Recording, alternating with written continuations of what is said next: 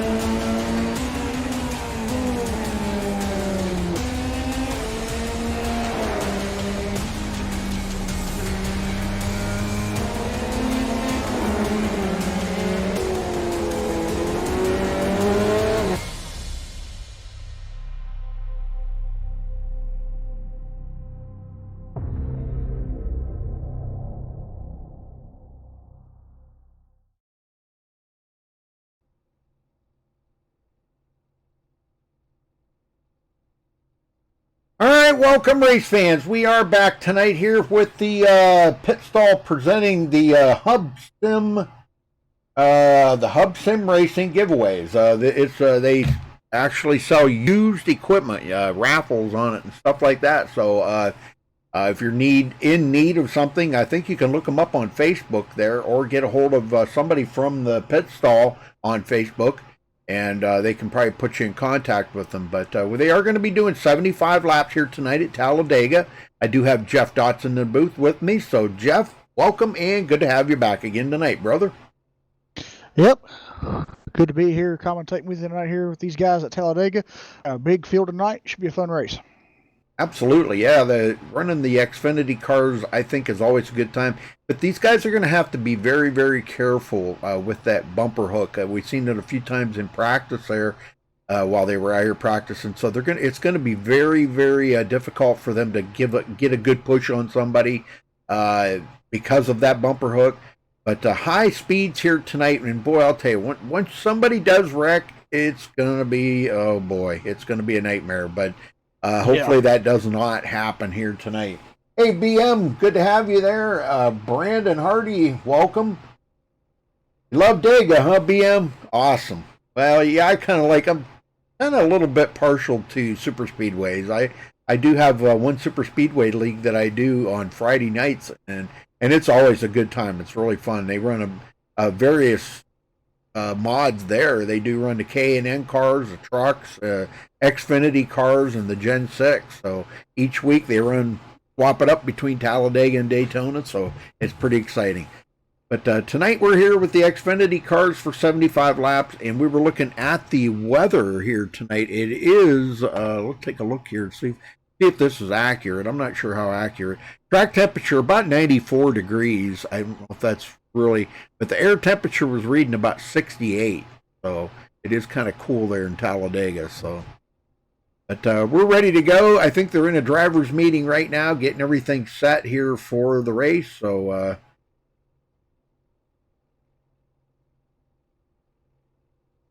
got just a couple of minutes to go here until qualifying starts. So glad to have you. Make sure you do give us a thumbs up on the video, and don't forget to subscribe if it's your first time here. You can check out our full schedule at MaxSpeedTV.com and follow us on Facebook at Facebook.com/MaxSpeedTV.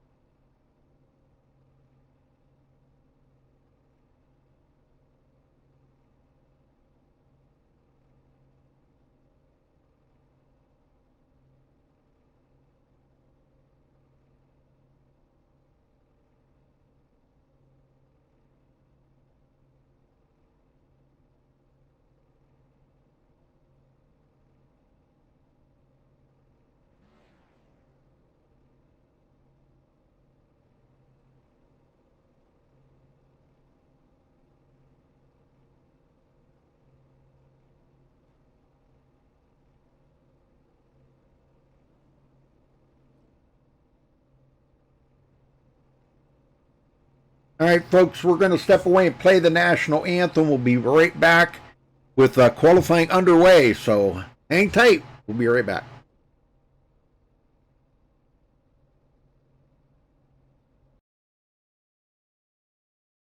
We take you down onto the track for our opening ceremonies. Ladies and gentlemen, please rise. Please remove your hats.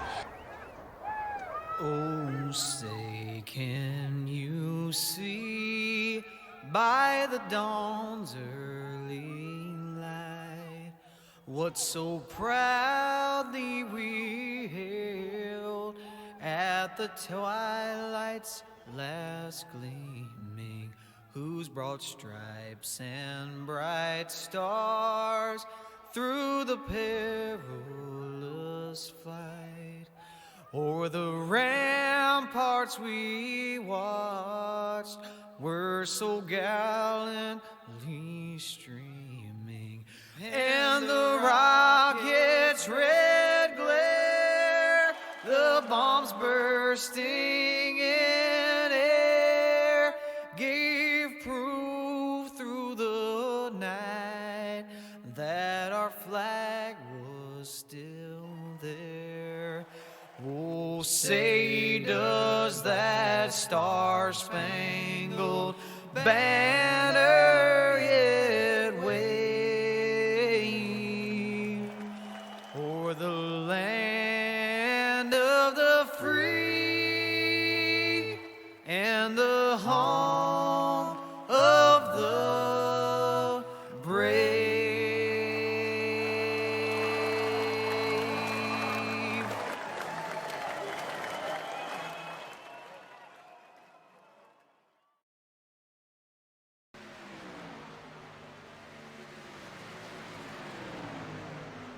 All right, we're back, folks, and qualifying has just started here, so nobody's turned in a time yet. We're just waiting for that first one to come in. A lot of guys just now doing their out laps.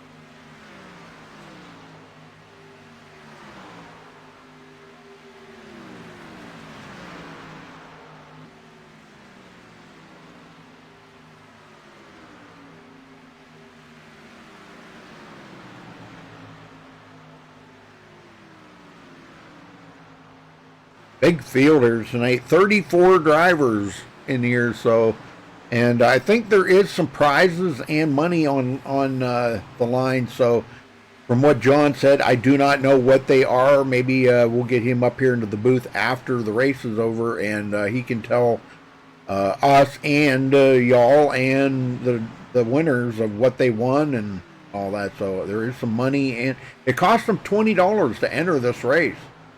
Did you know that, Jeff? No, I didn't. Yeah, cost $20 to enter this race. So been a long time getting in, getting guys getting in here. So hey, Charles. There we go. There we're getting some times coming in. And I did want to mention that this is actually being sponsored by AJ Rogers. You can see it in the description there of the video. AJ Rogers is actually sponsoring this, so I'm not sure if he is a racer here or not. I do not know.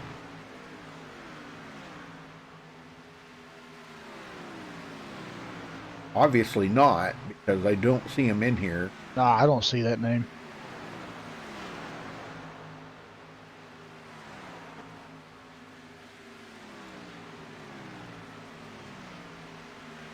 I know one thing, TeamSpeak's maxed out.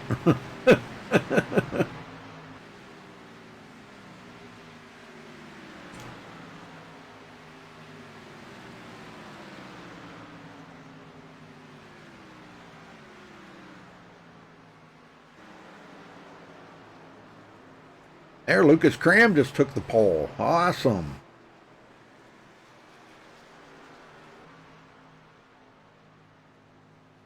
Oxidine in second. Oh, there goes Kevin Utley up to second now, knocking Oxidine back to third. Utley knows how to run super speedways. I can tell you that. He's a very good driver on super speedways.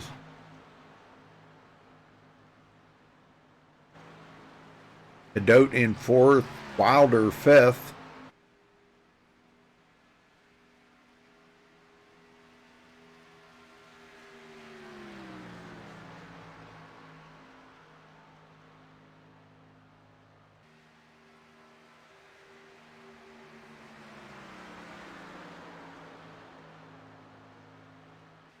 A lot of pretty nice looking paint jobs out here for this too, special event. What are you up to there, Charles? Not saying anything, you just said what? What? What? Yeah, what?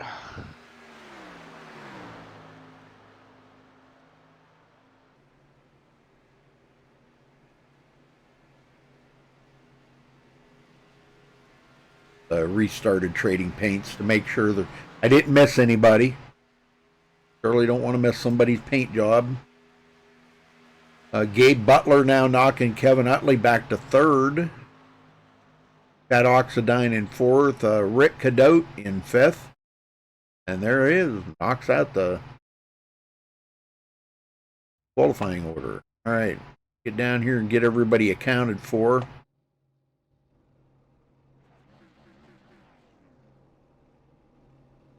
All right, Lucas Cram taking the pole with a 53.243. Congratulations to him for grabbing the pole. Gabe Butler will start on the outside of the front row in second. Kevin Utley in third. Chad Oxidine fourth. Rick Cadote in fifth. Sean Wilder in sixth place. John Johnson seventh. Douglas Johnson eighth. Thomas Quattlebaum in ninth. And Don English rounds out the top 10, Jeff.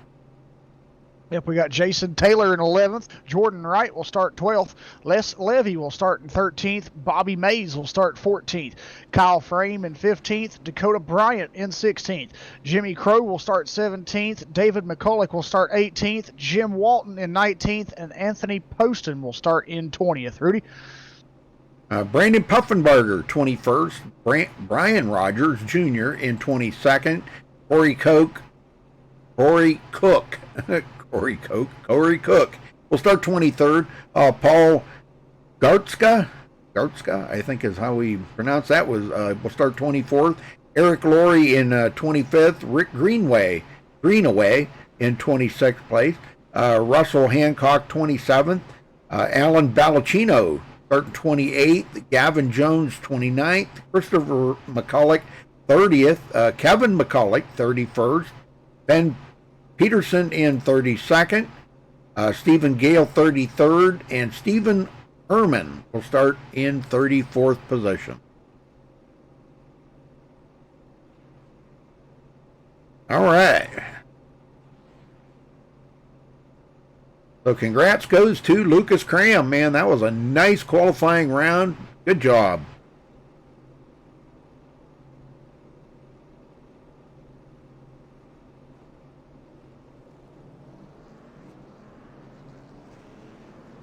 Yeah, and you can just see the difference really that time makes when you're in a pack of cars and when you're by yourself.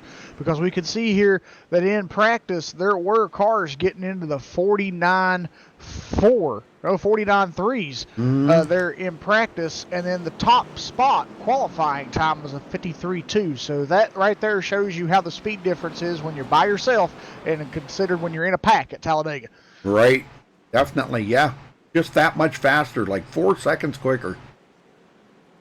So that's something we want to watch out for, I think, tonight, Rudy. If any of these guys get lost from the pack, and if they get put up by themselves, then that means they're probably going to be setting ducks out there if they don't find a drafting partner, because that right there shows you they'll be about 4 seconds off the pace. Yes, sir.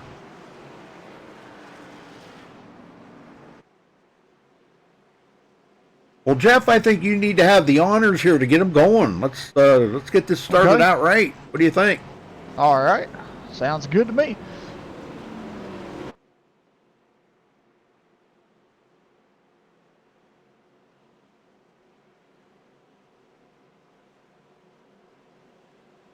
Big field. Hope they keep it clean and green. Well, let's hope so. But it's Talladega, so I doubt it. All right, good luck there, Lucas. I know he's probably watching the broadcast. Yeah, there he goes, wiggles his car a little bit, saying hello. So good luck, Lucas.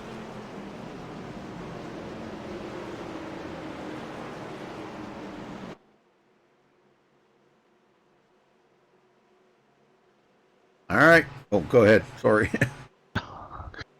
That's fine. All right, pace car heads into pit road. And here at Talladega, start-finish line's in that odd, peculiar place at the end of pit road, so they still have to pace themselves until they get to that line. So it's going to be a little bit longer than what it would be at any other normal track. Green, green, green. But there's a green flag. We're underway here at Talladega.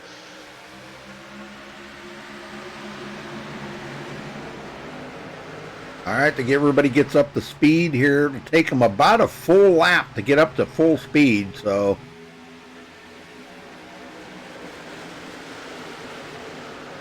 Lucas Cram now tucking right in behind him. I got to get sorted out here too. Kevin Utley. And up on the high side, Rick Cadote. Chad Oxidine. Yeah, Chad Oxidine leading that outside parade there. Only got a couple of cars up there right now, but there's getting to be more. That inside line is a lot longer than the outside line right now, Jeff. Yes, it is, and we all know good and well at these tracks like this, if you want that outside lane to work, you need more cars than what the inside lane's got, because the inside lane's the dominant lane, and if you ain't got enough people up there working in unison and helping one another on that top lane, the lane isn't going to go anywhere. All right, and as you can see, Chad Oxidine's is losing just a little bit of ground each lap here. He's losing a little ground. So Sean Wilder tucked up under his bumper with Don English. And they seem to be okay. They're getting a few more cars up there right now, and that could make that outside line. It's starting to pick up pace now. It is, yeah. They're starting to push that 54 car there of Chad Oxidine. They're starting to get him up to the front here.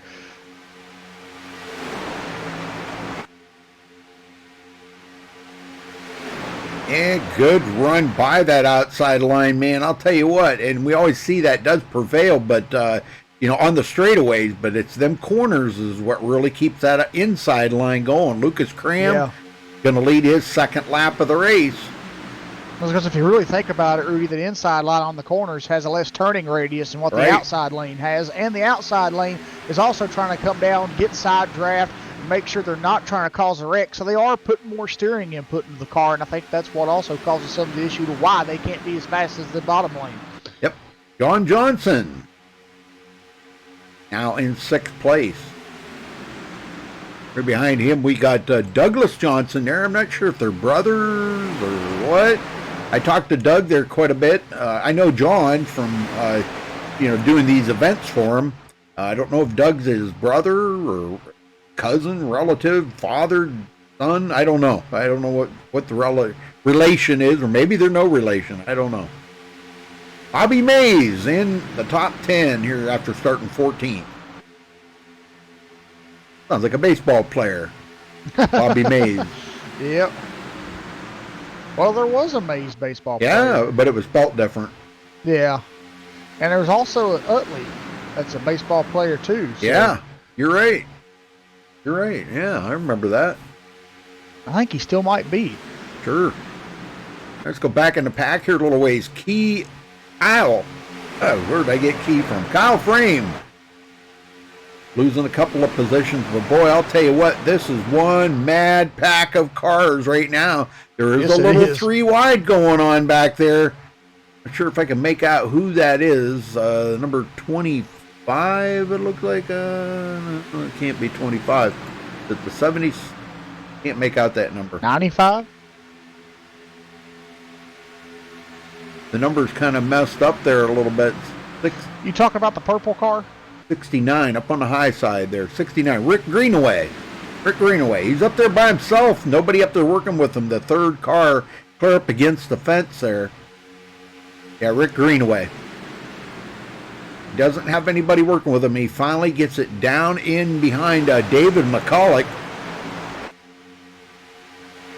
And we are staying green, and Lucas Cram continues to lead, has led all the laps so far. And man, what a mad dash to the line here. Each and every lap, it is just a wild, crazy mad dash to that line to try to get that one lap lead. I know bonus points aren't really going to matter because this is just a one-time race, but it's kind of a mental thing there, Jeff. You know, it is. You do want to kind of lead one lap, kind of makes you, feel a little bit proud that you did really good. And of course. But Chad Oxidine with a little bit of a lead now. He's getting a great push there from Sean Wilder. Oh my gosh, what a big push! Yeah, Sean Wilder was really giving it his all there. He's got to be extra careful though. That bumper hook is one, and overheating that engine. And if it doesn't blow the motor, it could do permanent engine damage. That he would have to sit on pit road and get that thing fixed. So he definitely would. We don't want to see that happen. English sitting here in 7th place. Do a little ride along here with Don English.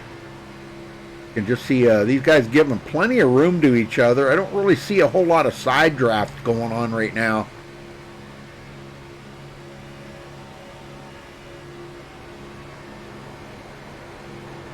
The guys are giving each other plenty of room in the corners, and that, so again, like no side draft.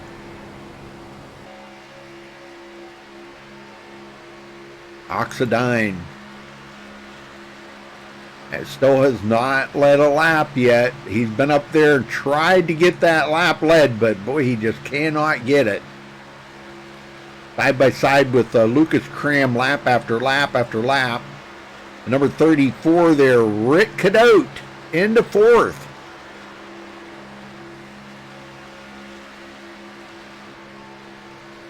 Yeah, Rick's been having a good run today. He sure has, yes. Yeah, very good run.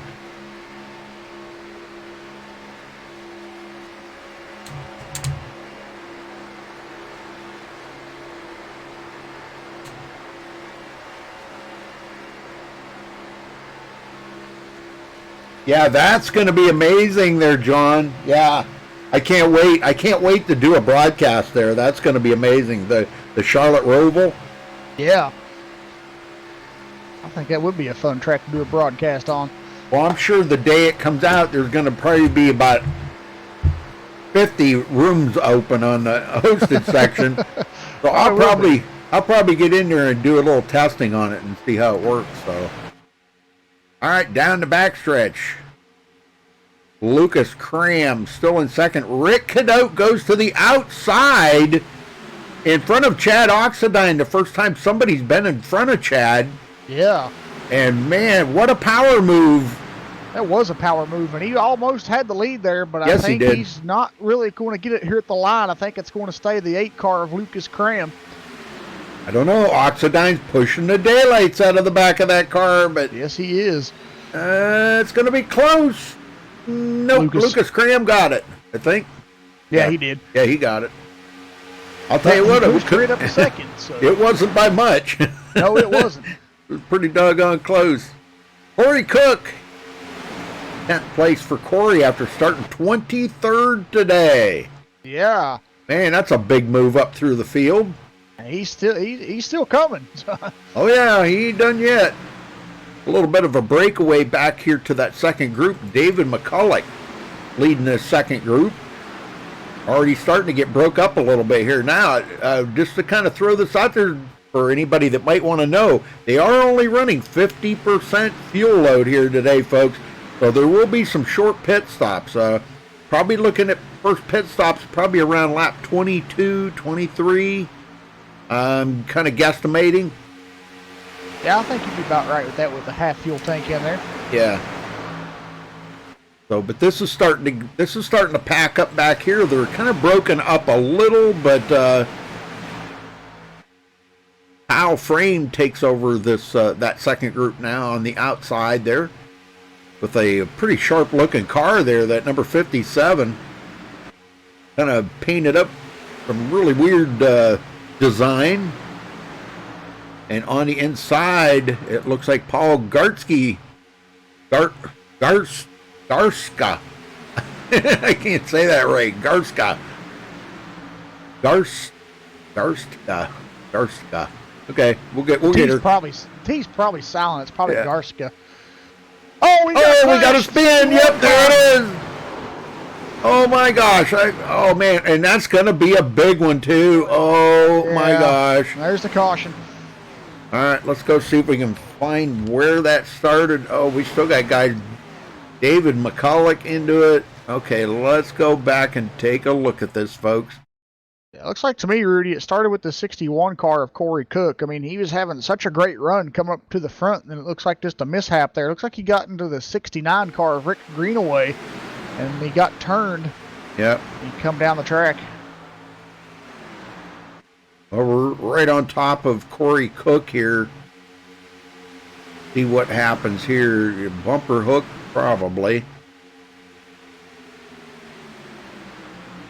All right, to the outside. Yeah. Oh, yeah, right there. Yep. I think they might have been trying to do a little blocking or something there. I'm not really sure. Like. Yeah, Greenaway was up on the high side, and it looked like Corey tried to come up there and block him. But, boy, I'll tell you, that's going to take out a bunch now. This was just the first wreck. Now he comes back up onto the track, and this is where he collects a bunch of guys into that.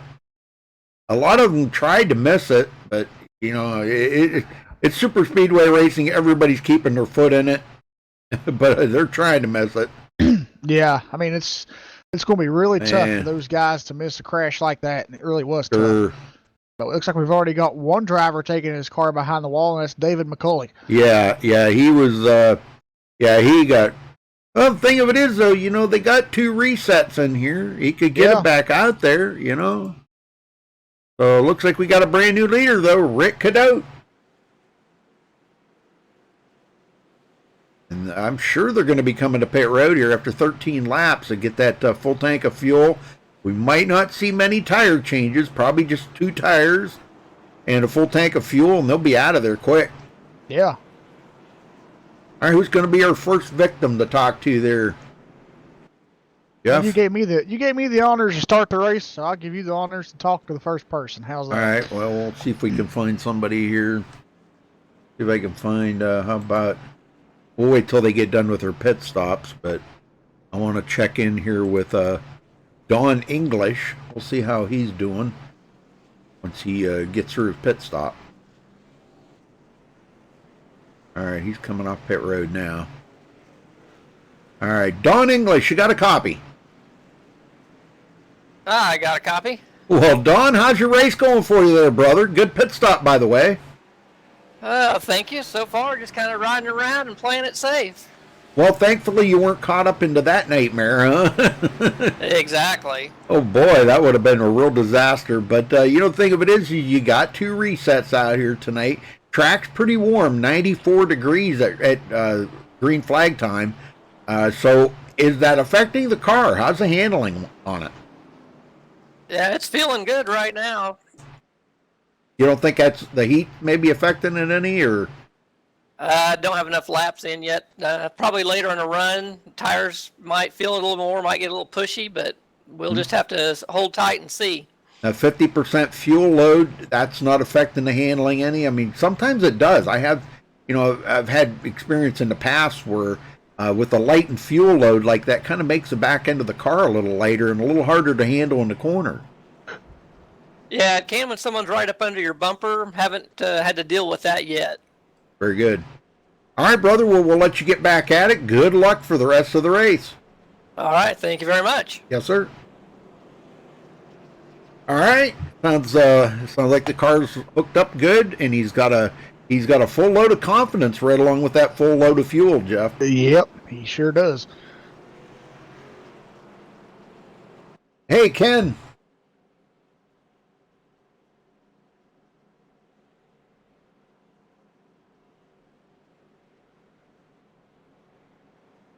Yeah, it's going to be fun I'm just talking about that Roval again, man. I'm telling you, I can't wait to broadcast a race there. I will be doing that. When's that come out? Next week? Yeah, the new build. Oh. Yeah, I'll be doing a broadcast. That might, let's see, that comes out usually on Tuesdays, don't it? Yeah, usually Tuesdays, sometimes Wednesdays. And I'm kind of wondering, Remember, you have to do a couple broadcasts because you got to remember, you got 2 new tracks coming out. They're both free. You got Tsukuba and the Charlotte Roval. So you have to do 2 broadcasts for that. Then you'll have to find yourself a time change race and go broadcast a day night race. I know it. Yeah. Yeah, I'll definitely. I'll be doing some testing. I'll be doing lots of testing. That'll be interesting to see how everything, how everybody's processors are going to handle it, their graphics card is going to handle that. It's, with the day to night transitions and stuff, because, sometimes that dusk at night, if you notice, sometimes when you put like afternoon races up or something like that, that difference can make it, that kind of like orangish look you see out there. Yeah. It does kind of affect the graphics cards a little bit. I'm not worried about it, but I'm sure there's going to be people out there who may have trouble handling. Well, Lucas Cram back in the lead. He's already led 12 laps, but Rick Cadote going to be starting on the outside of that front row. He's led a couple of laps. He come in with the lead, and he come out second. So really not a bad pit stop. Evan Utley in third, Don English fourth, John Johnson fifth, Rick Greenaway sixth, Chad Oxidine back to seventh, Bobby Mays eighth, Jimmy Crow in ninth, and Dakota Bryant now into the 10th place. We're ready to go back green. Yes, we are.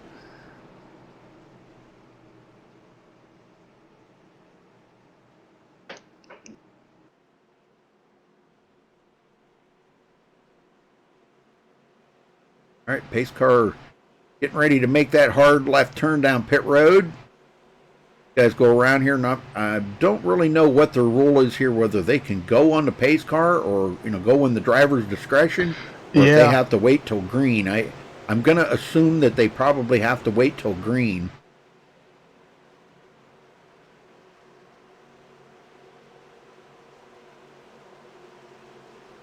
Green flag, green flag. All right, there it is. We're back under green. And like I said before, folks, it takes about a full lap for these guys to get up to full speed. So we'll give them plenty of time here now that everybody is caught up and everybody's on the lead lap. Those that are still in the race, the only one that we've had retire was David McCulloch. And I'm not really sure why he retired, because he did get damage on his car, but they do have 2 resets in there. And I'm sure there's a lot of cars back there in the pack that got damage that had to use that reset, Jeff. Yeah. But you know what? That's a safety net for them. And, a lot of, I've mentioned before with leagues that have, or races per se that have, those quick fixes, if you have 1, that's a safety net. 2's okay. And it starts kind of getting up there, if you get more, it's kind of like, okay, why'd you really need that many? But then also, with the leagues that don't have them, that's actually something that's kind of like, well, you got to sit there on pit road and get that car repaired. But if you have those 1 or 2 quick fixes, and that gives the guy a chance, if the crash wasn't his fault, he just got caught up in it, gives him a chance to get back out there and continue on racing. Right. Well, I'll tell you what, they're really getting spread out here. I don't know if there was some checking up on that restart or what there, but they got spread out pretty heavy. Yeah, they did. Yeah, Rick Greenaway again going to the outside. He likes that outside line. And I'm not saying he's running bad up there by any means, but I think he was hoping somebody'd go out there with him. Yeah, I think he was. And he's losing positions there, as you see the number 17 of Dakota Bryant get by. And then finally he drops it back down into the pocket there to stay in the draft. Very important draft. Is so important to stay up front. And Rick Cadotte actually led that lap again, so I'll tell you, they're making that outside line work pretty good. They are. Don English up there giving him a good push.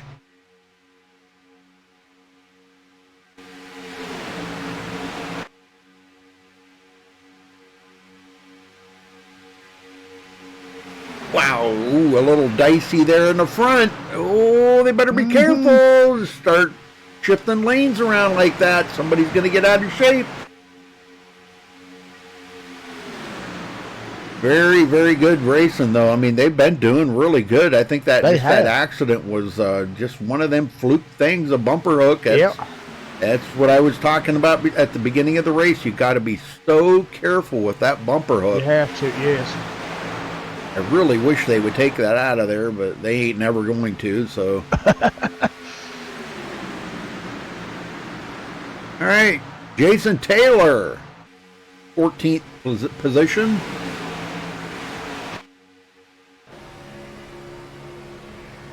See him in the pack back here.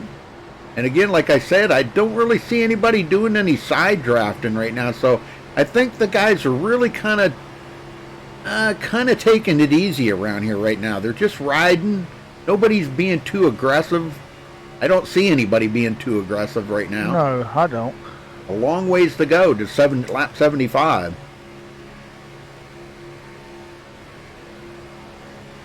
And we might go 3 wide right here. Going 3 wide. Oh my gosh. Wow. Yep, and we're going to do it. Boy, and what? Jason Taylor just shot right up the middle. Look at that, picking up a bunch of positions. Great job. Rick Greenaway still up on that high side. God, he likes that high side, don't he? He does. Him and Sean Wilder up there. And nobody's biting on that. Nobody's going up there on the high side with them. A couple maybe way back there. Looks like Christopher McCulloch. He's going to come up there and pick up Sean Wilder.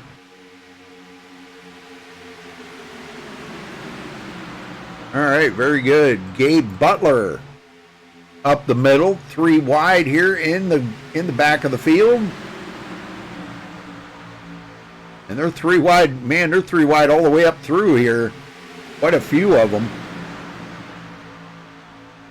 And I'll tell you, Lucas Cram, he is not going to come off that yellow line for nothing today. I can tell you that, Jeff. Mm-hmm. Everybody knows that's the winning place. Oh, had somebody get into the wall back there. That was Greenaway, I do believe. If I can find him on here. Back did he go? Yeah, he just went clear to 32nd. He did get into the outside wall, and that was what I was afraid of that he would do. Now he's going to have to fall back and pick up Thomas Quattlebaum. Quattlebaum way back in 33rd place. He is 7.3 seconds behind the leader right now, so he is all by himself, nobody to draft with. Utley, man, you can't get much closer than what Utley is right now. Utley is just pushing the daylights out of Lucas Cram. Let's ride along here with Utley for a minute and watch what he's doing here, trying to stay right on that back bumper of Lucas Cram.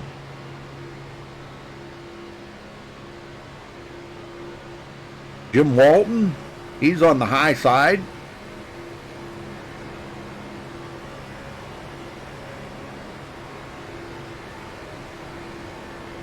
I think everybody's taking it easy right now. I'm really not seeing anything aggressive at all.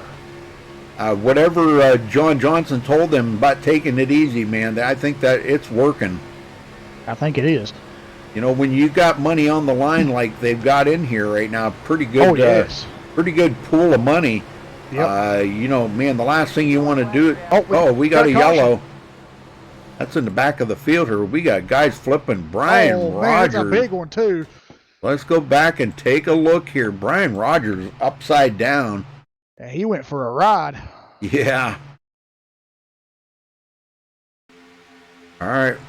Let's see what happens here to Brian Rogers. I don't think he was the one. He just got involved in it.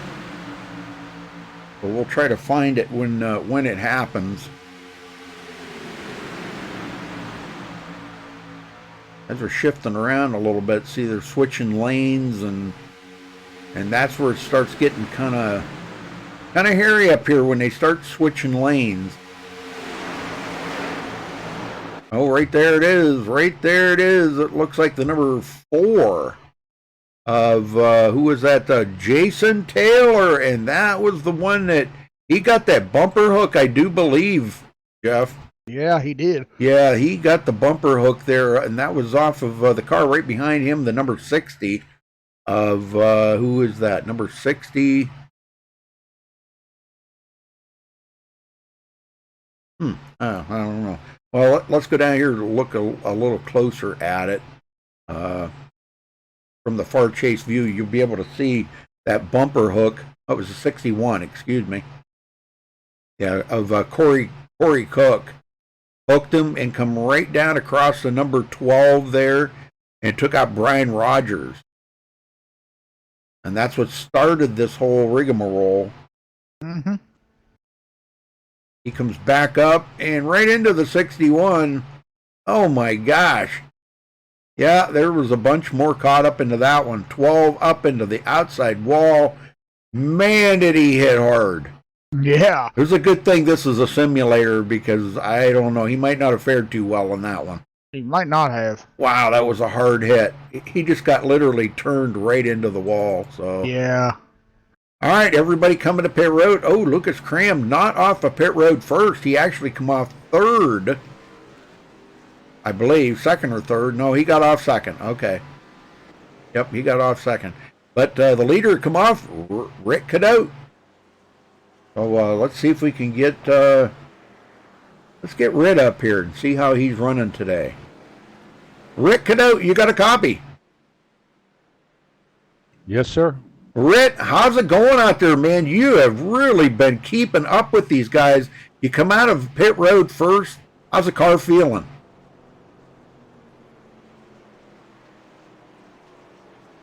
Hello? Feeling good. It's a good time here. Having fun. Well, that's what it's all about, ain't it? Having fun. Everybody being pretty giving lots of room out there. I haven't really been seeing anybody trying to get any side draft or anything. Is that kind of like playing it safe there, making sure that you can make it to the end before you start doing things like that? Yeah, it's all about early on like this. It's a give and take, right? Give and take. You got it. You got it. All right, Rick. Well, we'll let you go. Good luck out there for the rest of the race. Bring home a win today, brother. Thank you, Rudy. Yes, sir.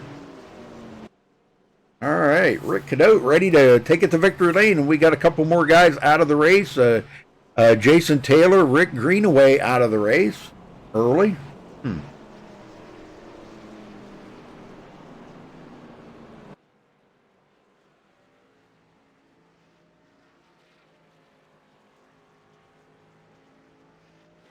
What do you think, Jeff? Awful quiet. I was letting you interview him, huh? Okay. Hey, Stephanie Lessentine. Stephanie, how you doing? Man, I miss you and SRA so bad, Stephanie. I'm telling you. You need to get your butt back in there. I know, I'm going to quit harping on it. Oh, Jason Taylor's back. He is not going to give up. That's good. Yep, but Rick Greenaway, he actually even left TeamSpeak, so. And what a bummer. That's just a product of Talladega. You never know how it's going to happen or how it's going to affect you. And you bet. I still would have thought he would have had both. I still thought he would have had at least one quick fix left, but yeah, who knows? He might not have.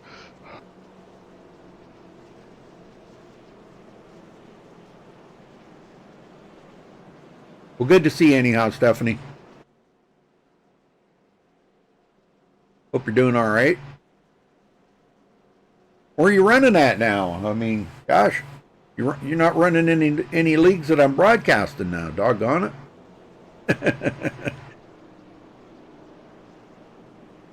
You'd always get in the Nork League or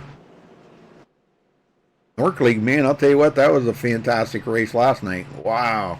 Go back and watch that, Stephanie. That was amazing. You got a lot of really good drivers in there and even some pros and stuff, and it was pretty cool race.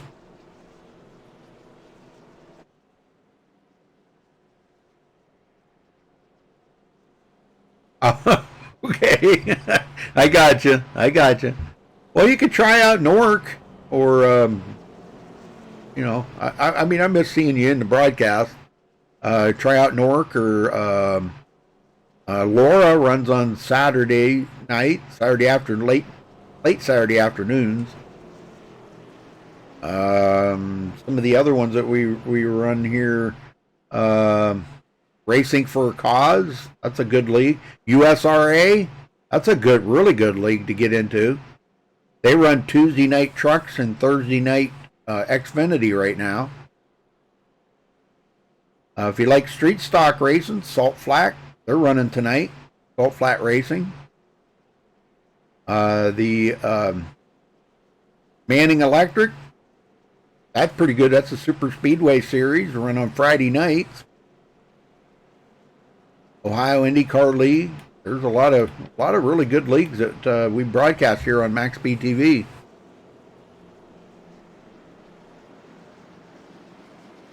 Yeah, Ben Miles was in that Nork race. Weren't you? Yeah, Benjamin was in that. Oh, yeah? Okay. Yeah, it'd be a good league to get into. And, boy, they have big fields, too. They had 42-car field last night. That was amazing. We usually have over 100 viewers watching live. I think last night we had 120 watching the race. So there's a lot of fans of Radman Nation in there and Lombard Nation, and we had a bunch of nations in chat. We get a lot of followers on that in that league. Malad Radman was in there. Logan Clampett won the race. Good race. Yeah, you got to go back and watch. It was a shame it finished under caution because it was a really good race.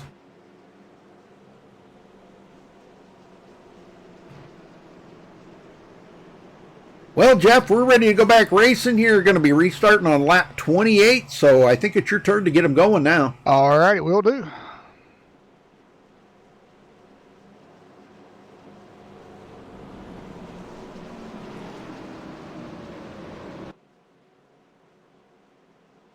Oh, cool. You're going to be back in 2 weeks, Ben? Good, good.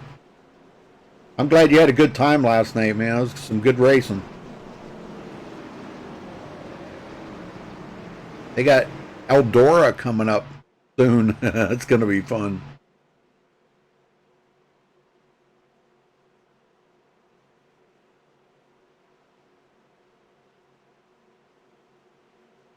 All right, pace car heads back into pit road.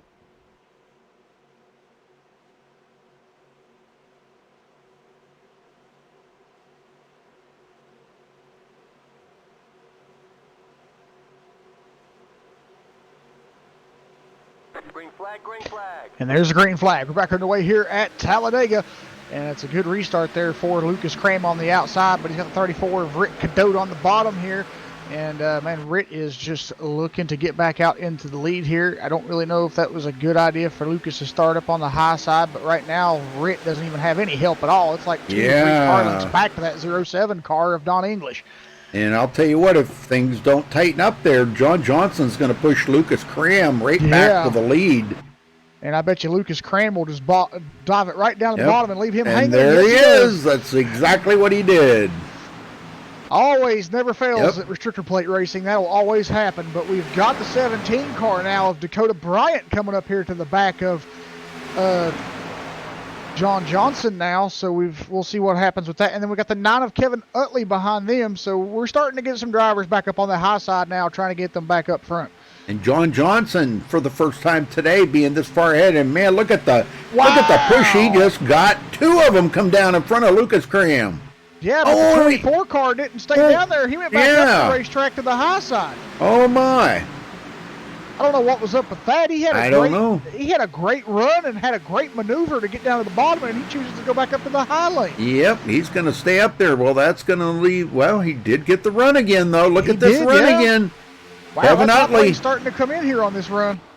Utley, now he pushed him out enough that he could have come down in front of Kevin.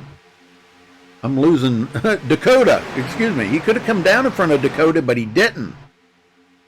I don't think he really wanted to take a gamble knowing he'd be that close to the front bumper and possibly causing a crash.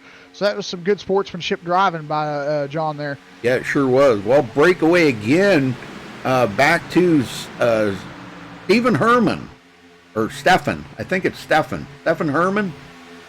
He's back here in 15th place after starting 34th position today. He was actually dead last on the field, Jeff. And now he's picked up more than half the positions before he started, so he's doing a great job. I love that car, man. Kind of the camo is awesome looking on that car. Paul Gartzka. I think that's German, but I don't know. Don't know that for a fact. Dakota Bryant. John Johnson leading this parade around here. And Dakota Bryant is gonna, did he lead that? Yes, he did. John Johnson's got a couple of laps led in there, though. Rick Cadotte gets shuffled back to 5th place. And man, they're really getting after it now. They are.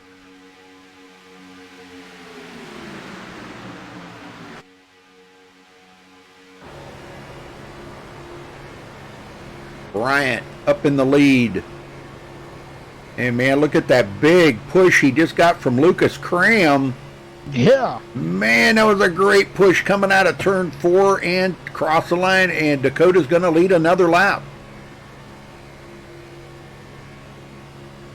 Man, I'm telling you, these guys are really getting after it now. They know that the time is running out. We're coming up on the halfway mark here in about another 4 or 5 laps. 6 laps. So they're getting after it now, Jeff. They are. Down the backstretch, big drag race going on. Lucas ducking out there to get a little air in that radiator. You're tucked up under somebody like that, boy, I'll tell you, it doesn't take long. That car gets hot. Yes. And I mean, you couldn't have got a whole lot closer to Dakota Bryant right there than what Lucas Cram is right now.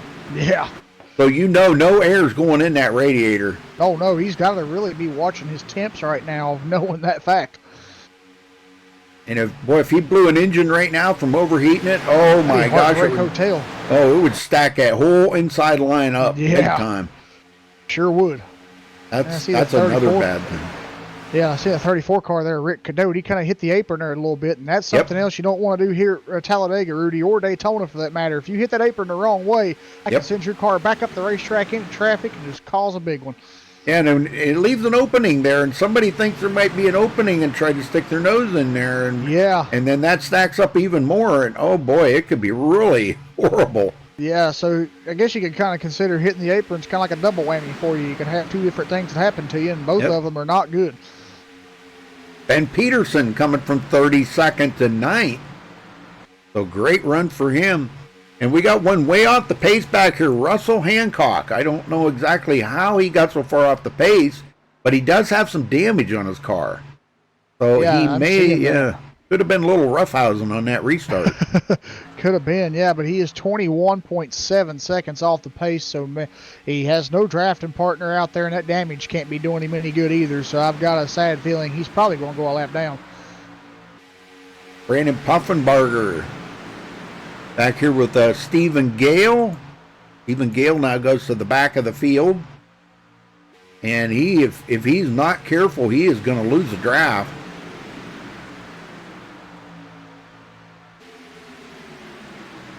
Dakota Bryant still leading. The guy that's led the most laps today, Lucas Cram, in 3rd place. Right there on the bottom behind Dakota.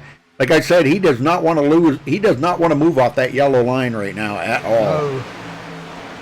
He hasn't all day. You see him ducking out there to get some air in that radiator. All it takes is a little breather there to get some air in there to get that cooled off. Sticks the nose out there just a little bit past the back of Dakota's car. Air rushes in that radiator, cools the engine down really quick. Now he's got a little distance on him. That'll let some air in it. Comes back up onto the back, and he's trying to give Dakota a big push to the line here. And John Johnson leads that lap. No, Dakota got it. Okay. Well, it was really close. Really close. Yeah. Jordan Wright. There's one he's just been kind of hanging around mid-pack here, 14th position. Some guys are really taking it careful right now to make sure that their car is kept clean throughout this whole race. You'd surely like to finish this race with all your resets. You know, that would be... of course. Yeah. Always have them backed up, you know. Yeah, that'd be a big ticket item for somebody, and, you know, a good feeling if they could, you know, say that they saved both of their resets and made it to the end of the race without using a single one. Well, this lap here is going to be the halfway mark, folks. Halfway through the race. It'll be 37 down and 38 to go. So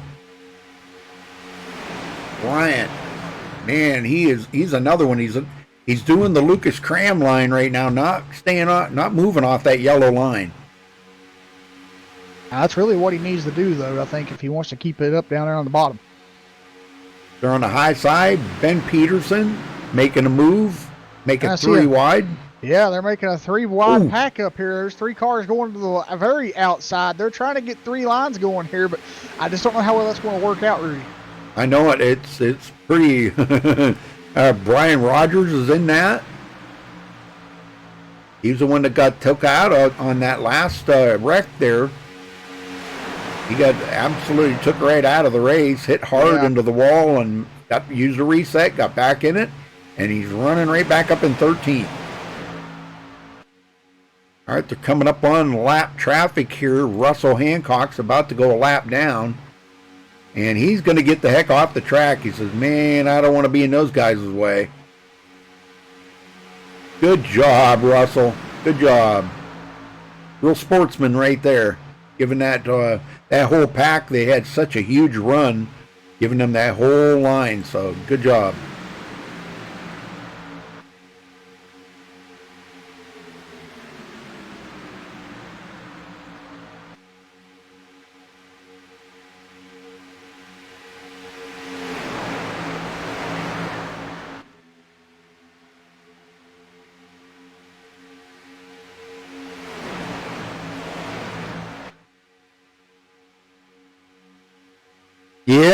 Yeah. There's lots of leagues out there, Stephanie. There's way too many leagues, I think. Way too many. John Johnson on the high side. Kevin Utley has been right there with him for quite some time now.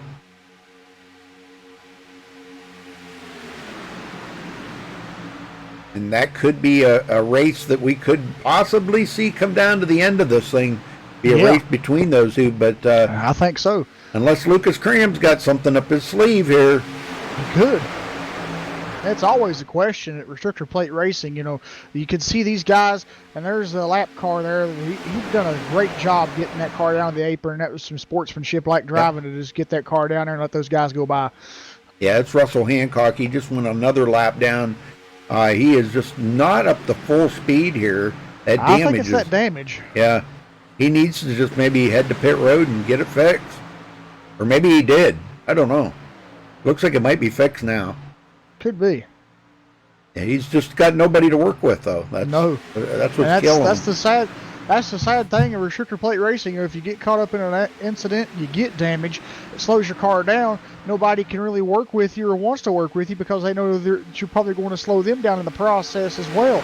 So it's really kind of hard to get a driver to kind of help you out in these situations. And the only thing he's really got to do is just kind of ride it out, try his best not to go down so many laps, and hope a caution will come out and help him get back on the lead lap. But the more laps he goes down, the harder that's going to be. There you can see the little bit of distance there between Dakota Bryant and Lucas Cram. You know, he's just trying to keep a little distance there to keep that engine cool. Yeah, that's a key factor here when you're drafting like that. Oh, looks like we got some drivers back here, Rudy, breaking off for pit road. Aha. Yes, sir. We got 4 of them here coming down. It's just about that time for him to come to pit road. So, you know, pushing it about 22 laps or so. So with these 4 guys here in the back coming down, and now the question is, when do all the guys up front in the big pack start to break off and come to pit road? Yeah, and now that they're 3 wide up in the front here, and say that outside line decides they want to go to pit road, man, they're going to have to back way out of the throttle in order to get down to the bottom to go to pit lane. I mean, right now, Rudy, the way you said that, I think the best way for them to come to pit road is to just stay on the high side if the bottom lane comes in and try to go around the next time by and come in then. Because, I mean, if they try to do it here, they're going to lose way too much ground, and it's really going to hurt them more than help them. Kevin Utley to the front. He did not lead that lap, though. John Johnson led it. He's on the bottom. Things have changed up quite a bit on that bottom now. Yeah. Now seeing the 61 car move back down to the bottom. I think the 12 car moved to the very top lane. And there goes one of the cars on the top lane. He looked to go down. Oh, but man, they got a little bit of a tussle right there. That did not look too good, but they saved it somehow. Yeah, it was Chad Oxidine. Boy, he got really loose right there. He almost got a bumper hook from the number 9 of Kevin Utley. Yeah, wow, that was just crazy. But Corey Cook coming to pit road. So it looks like Corey Cook will be the only car to break off from this big pack at this point in time to come to pit road. That's not good. No, he come in by himself, so if he finishes his pit stop, he's more likely going to be by himself, and that right there just marks an X on him if the race stays green, because they'll possibly put him a lap down. And if he doesn't get a drafting partner, he'll go more laps down.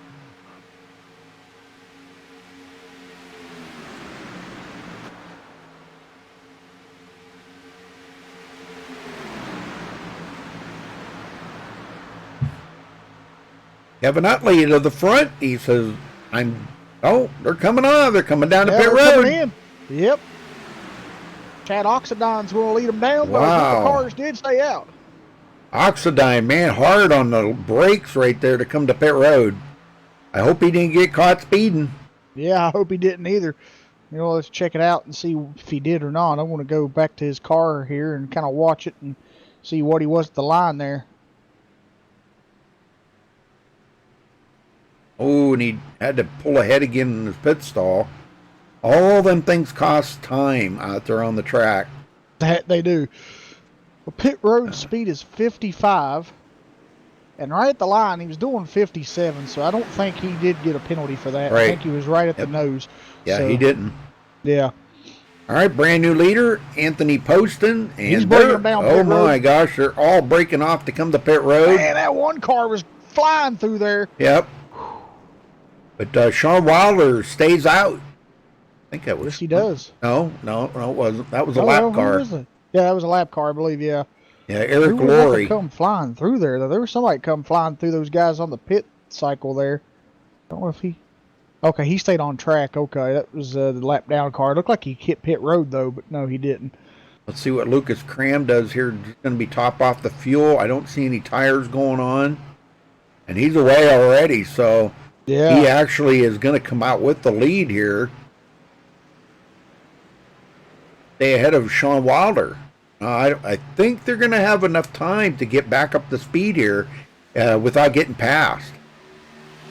I think. I don't know. Kevin Utley's coming on pretty strong here.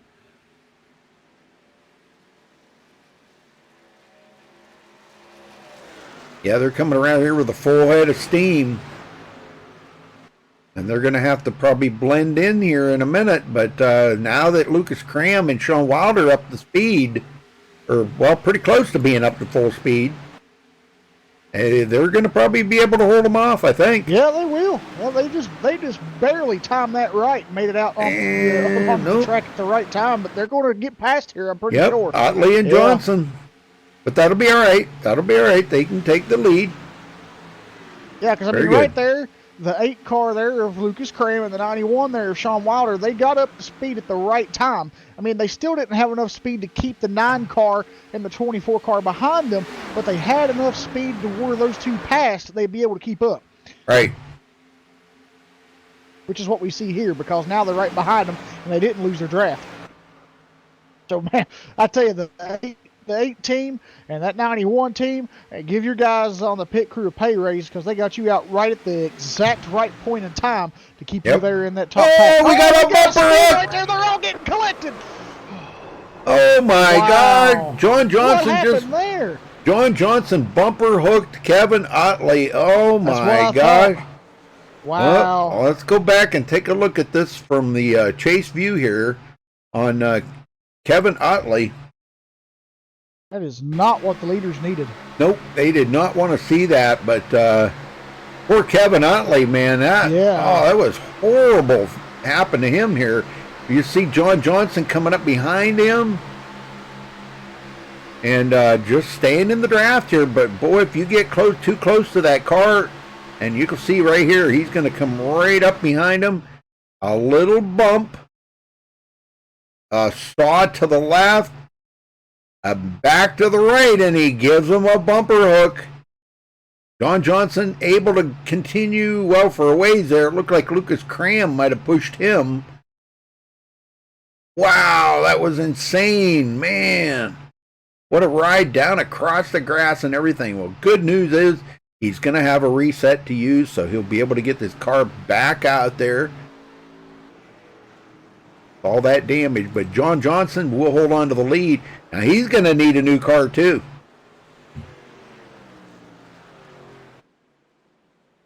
Man, I'll tell you what, that had to have been.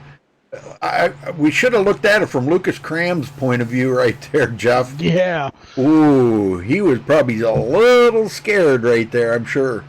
Well, they're going to come to pit road here. Now, some guys may not come in because some guys had just come off a pit road. I wouldn't be a bit surprised to see a few of them stay out. Yeah, it looks like Ben Peterson's going to stay out, maybe. Chad Oxendine. Yeah, there's going to be a few I think is going to stay out. Lucas Cram did get some damage on that. Uh-oh. What did he do? He went past his pit stall and then he towed? Oh, no. Oh, no. Yeah. Well, put Well, a damper on things now. who do we want to talk to? Well, how about Chad Oxendine? Right, if it's in here. Yep, Yeah, he there is. All right. Chad Oxendine, you got a copy? Yeah, Rudy, I got a copy. Well, man, it's looking like you're running pretty good here today. Did you miss the bullet on that one? Because, boy, that looked like that was kind of squirrely up there. Yeah, it was squirrely. Nah, I didn't miss it. You didn't? No. You got damage on your car? No, I don't got no damage. I just stayed out. Okay. Well, now, this kind of throws things off a little bit because are you going to be able to make it from here on fuel? No. No, I don't think I'm going to make it, but I don't think we're going to last to the end either. Yeah, nobody's going to be able to make it from here. What are you getting, about 23 laps on the tank of fuel or something? Yeah, that's what I estimated last night, about 23. Yep. So if I'd have pitted a while ago, I still wouldn't have made it to the end. So. Wow. Yeah. So, all right. So now what's the plan from here? You've been up in the mix of things up here for quite some time. And looking at it, you've only led one lap here. So you've been out front. You know what it feels like. And now that you're mired in a little bit of a pack here, this is going to be pretty tough coming down to 20. Probably going to be about 24 to go when you get the green. What's the plan? Yeah, I'm hoping it's going to we'll have another caution then, and I just get the track position. That's what I was looking for. Okay. All right. Well, that's a good thing. Your track position is going to mean a lot here coming down to the end of this. So, well, we wish you the best of luck out there, Chad. Good luck and bring home the win tonight. Appreciate it, Rudy. Yes, sir. All right. Very good. Well, Ben Peterson staying out. Chad Oxendine. Rick Cadote. Had a few of them stayed out. Yep. About Les Levy. Don English. Yeah. Paul Gartzka. And Corey Cook. Corey Cook's back into it here. Yeah, he was in a couple of crashes there, and it looks like he had to use both of his quick fixes already. So the question is here, he cannot, absolutely not get involved in another incident, because if he does, that car will be destroyed. Yep. Now, Kevin Utley had to use his repair, so he is going to be restarting from way back in 23rd. But John Johnson, 9th place for him. Yeah, but the good news is we're over halfway in this race, and there's only been 3 drivers out. So that means there's still 31 cars on track. And the 3 drivers that are out are Jason Taylor, Rick Greenaway, and David McCulloch. Now, that's actually something that, you can kind of, say that's a good, kind of turnout for Talladega. Yeah. I mean, I'm not saying this in a bad way or anything, but most Talladega races by this point in time with this many cars usually has a little bit more than just 3 cars out. So that's sure. actually pretty good for these guys to actually have that feat there, to not have that many cars out of the race at this point in time. Yes, sir. And we only have 1 car lap down, Russell Hancock.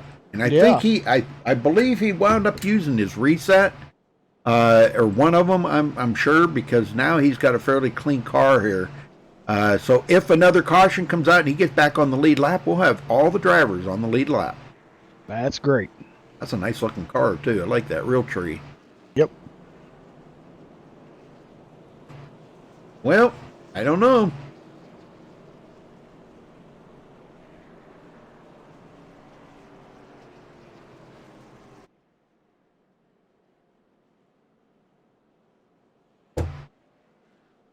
Well, looking at, take a look at the top 10 here. Ben Peterson coming from 32nd to the lead. Chad Oxidine started 4th, running in second. Rick Cadote started 5th, running in 3rd. Don English started 10th, running in 4th. Les Levy started 13th, running in 5th. Paul Gartzka, 24th to 6th. Good run for him. Corey Cook from 23rd to 7th. Sean Wilder from 6th to 8th. John Johnson from 7th to 9th. And Thomas Quattlebaum from 9th to 10th. And that was a good break for Thomas because, you know, he was way back at the back of the field. Yeah. And at one time there, he'd even lost the draft, you know, so this is going to be a big break for him. Now, they can't make it from here to the end. They will have to stop, at least take a splash of gas. And, well, the guys that stayed out here, now they'll have to take a little bit more. They'll probably have to take maybe like 7 or 8 gallons, you know. But most of them will stop and take a splash of gas, about 4 or 5 gallon, and they'll be out of there quick. I don't look for any tire changes on that final pit stop because it's going to be very important to get out just as quickly as you can. Now, if you can take a splash of gas and be out of there in 4 or 5 seconds versus taking a splash of gas and changing 2 tires, which will cost you about 7 or 8 seconds, hey, that could be, you know, 10 positions on the track, you know. Yeah. Well, I'm sure guys are unchecking their tires right now. They probably are. I mean, because you really don't need tires here at Talladega. The tires don't wear as much as they do at any other track. This is one track, also along with Daytona, where you don't have to change tires every pit stop. You can go back out on those older tires, and they feel almost virtually the same as they did before, you know, or as I said, you know, thinking that you didn't change them. They feel the same as they did on the... I'll get it out in a minute. Man, I'm having a tongue twister. They feel the same as they did on the previous run. There, I got it out. But, so yeah, they don't really need to change tires here.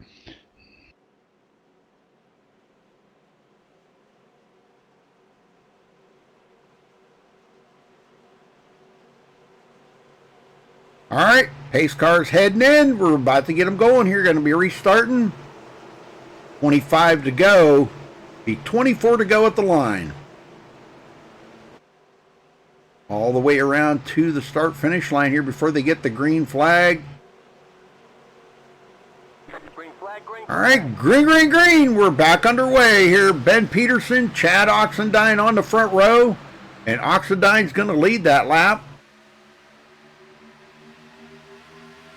And as they get wound up to speed here, boy, a lot of guys are really laying back. They are. I can't believe how much these guys are spread out. I didn't expect that restart to come out the way it did there. Yeah, Brian Rogers, man, he just like really laid off the gas there. He did not go. They'll get caught back up without a problem, I'm sure, with with the draft the way it is. But golly, man, this is coming down to the end of this thing, and it is. And man, I'll tell you. Well, I mean, also you got to look at it. Most of the crashes tonight, Rudy, have been from that bumper hook. So I'm thinking a lot of these guys might be noticing that and saying, well, let's be a little bit more easier on these restarts so we don't have that happen. Right. Yeah, let's get up to full speed here, and we'll go from there. You know. Yeah. Hey, there's nothing wrong with that, though. That's actually some good driving skills. Sure. Rick Cadote in third.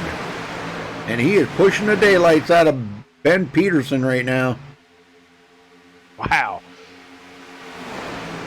Lucas Cram for the first time today. I see him up on the high side there. Where is Lucas?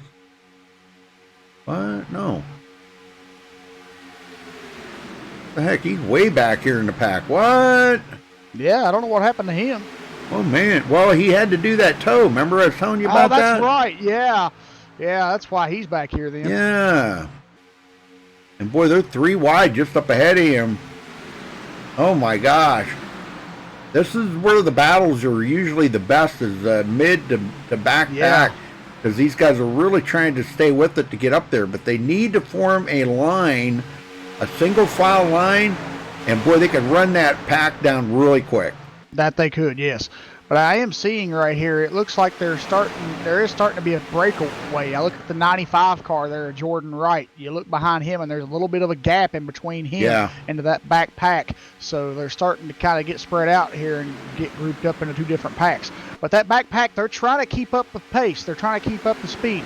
The 52 car there, Stephen Gale, he's trying his best, and these guys behind him are trying their best to push him and get back up to start getting the draft of those cars. It looks like they may have done so. Yep.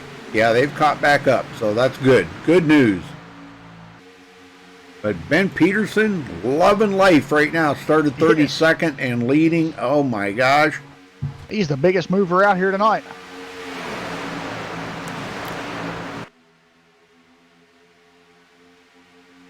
Very good. Don English up on the high side there, pushing Chad Oxendine. Where is Kevin Utley? Kevin Utley working his way back up through the pack here quite nicely, too, actually. Yes.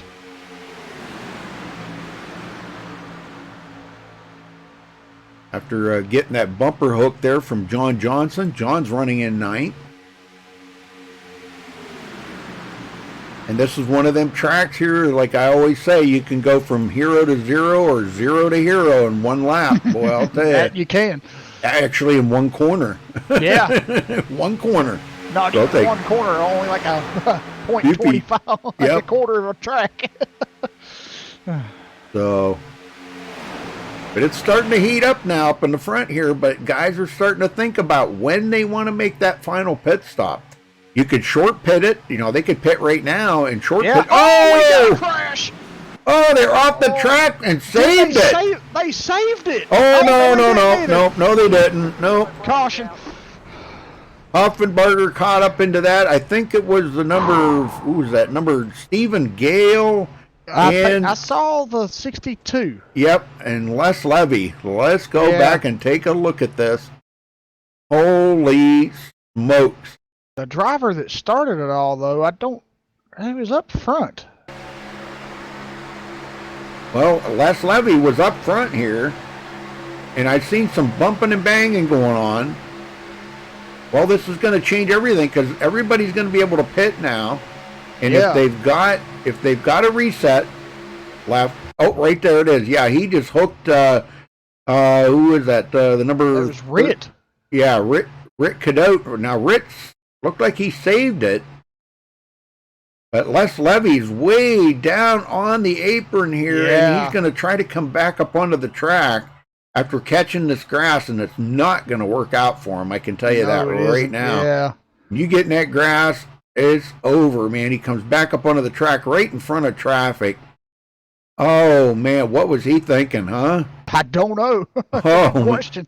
He just might not have had any control over it whatsoever. Might not have. Wow. That changed everything right there with that happening. Yes, it did.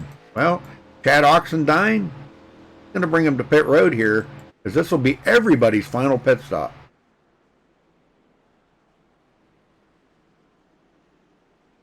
A few of them are going to stay out. They're going to take that chance. Hey, sometimes you got to go for it, and if you don't take that chance, you always wonder if you didn't, what would the outcome have been? Yep. Thomas Quattlebaum's going to stay out. Corey Cook. Only Brian Rogers. Looks like, about 3 of them going to stay out. That right there with Thomas and those other 2 staying out, that could have been the race-changing move. Then again, it may not have been. But. Yeah, they might be pushing the limit on their throttle or on the gas right there. If they're going to try to, hope to make it to the end right from here. So we may see some guys run out of gas. Yeah, these 3 right here stayed out, Thomas, Corey, and Brian. They could have just turned this into a fuel mileage race. Sure. Well, I'm going to see if I can get a word in here with Brian Rogers. Brian Rogers, you got a copy? I do, sir. Well, coming from 22nd to 3rd, that's got to feel really good out there right now, Brian. Yeah, I'm hoping I can save enough fuel to the end. Yeah, I'm kind of thinking that you guys are going to be really close on fuel, but if another caution comes out, then it was a good call. I'm hoping I made the right call. Yep. Well, yeah, you got to take a chance. If everybody did the same thing, it would be a stalemate out there. So you got to try different things. Whatever it's going to take to win. But how's the racing been out there for you today? It's been a little intense. But it's been good. Well, it looks like a lot of fun. I can tell you that, man. Looks like the guys are having a good time out there. We've been watching the breakaways, kind of like guys just not going on the restarts. What's up with that? Do you know what's going on with the guys being a little extra safe? Yeah, I'm not too for sure on that one. Okay. Well, we were kind of watching that and wondering, if the guys were maybe playing a little extra safe there. What about when you get up close to somebody? Are you having any heating problems? Like the car overheating? Brian? I can barely hear you. What about when you get up close to somebody? Is the car overheating? No, not really. I mean, I haven't. No, I haven't. So I don't know if anyone else has. Okay. All right, well, I'll let you go, Brian. Good luck out there. Thank you very much. Them guys, they got the car engines turned up so high they can't hear me. Yeah, I can hear you just fine. Yeah. So, all right, well, our leader, Thomas Quattlebaum. Nice. I was wondering when he was going to make it up to the front. Yeah. And, at the beginning of the race there, it was looking pretty bleak for him.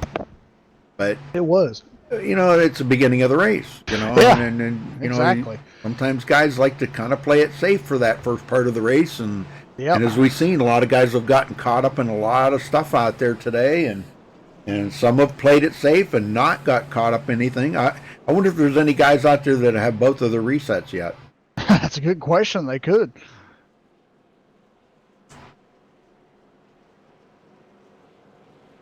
Well, I thought the pace car's lights were going to go out that time, but they didn't. So we still got at least another lap here of pacing to go.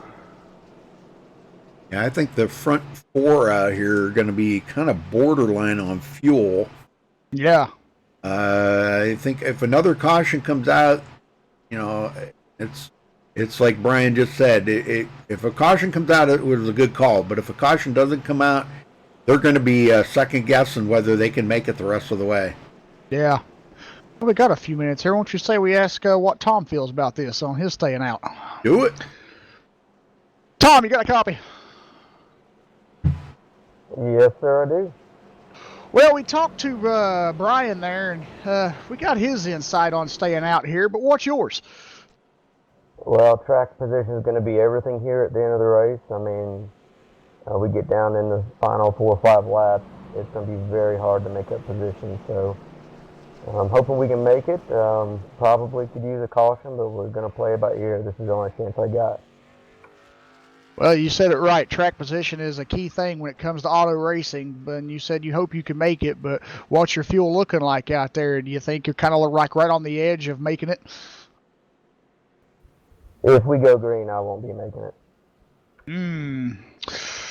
Well, best of luck to you, Tom, and thanks for talking with us here, and good luck in the race. Hopefully something will come your way to where you can get a good win out here tonight. Yes, sir. Thank you very much. Thank you for everybody that's out here. There you have it, Rudy. He says if it stays green, he cannot make it. Oh boy, that's what I was afraid of. But you got to take that chance. You do. If track position is that valuable, you got to take that chance. And I don't think we've seen the last caution. We're going to have 15 to go, and it's probably going to be kind of borderline to make it. We've had 4 cautions already. So, yeah. I think there's going to be at least a 5th or 6th caution when it comes down to the end of this race. I mean, because these guys, we've seen, now it could be a surprise to me. I don't know. We've seen them being, easy on the restarts, but I think with these last couple of restarts, they're going to be a little bit more aggressive. Yep. And Brandon Puffenbarger still sitting on pit road. Don English 1 lap down, but 29 cars still on the lead lap. Russell Hancock finally did make it back on the lead lap. That's good. Well, Jeff, get them going. This may be the final restart. I don't think it's going to be, but it might be. I don't either. It might be. Yeah, I think this might have been a good call by these 4 up front. Yeah, I think you're right.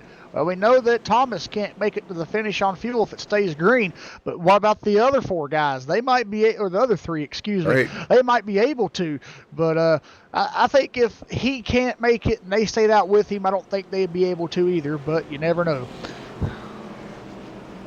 Well, he's going to be leading this parade, so he's going to use a little more fuel than they will. They're going to be in the draft, so they'll be saving a little bit. But yeah, well, him and the 61 car, they won't save as much because they're going to be out front of each lane. So that means, you know what, the 2 cars behind them will be able to save because they'll be getting their draft.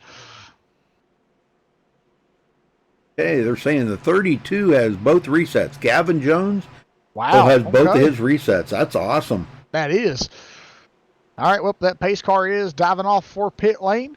And as we await these guys to come back around to the start-finish line to take the green flag.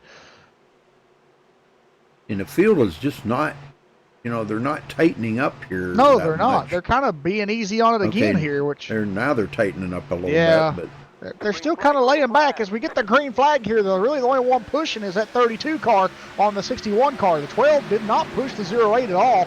So these guys, Rudy, they're kind of still laying back on those restarts. Yep, and Corey Cook just led that lap. The first lap he's led of the race, he drops it down to the bottom in front of Thomas Quattlebaum. Yep, he's going to leave Gavin Jones just hanging on the outside. But Gavin's going to get some drivers on that outside to help him out there as we see the 02 the 02 there of Alan Balacino. He hasn't been up front for most of the night, and he finally finds himself mired up here in the top 5 after starting in 28th. Yeah, this is another one that we were kind of keeping an eye on early in the race that didn't look like, he was kind of riding back in the pack. And we're seeing a lot of the guys that were back in the pack now move to the front and making it a lot more interesting up here. So, and we're going to go 3 wide back here. It looks like these guys are really keeping it. They're keeping it on. They are. The 88 right up the middle there. Wow. Gabe Butler. Up on the high side there, looks like the 03, Kevin McCulloch. Oh, there's the bumper hook. And there's there it is right there. There's the big one again. Yep. I think Lucas Cram was caught up into that. Let's go back and take a look here. And you know what? That just changed the complexion of this race because now them guys can make it. Yes. All right, I'm going to ride along here with Lucas Cram. He was just caught up in it, but let's see what happens here. It was something up in front of him.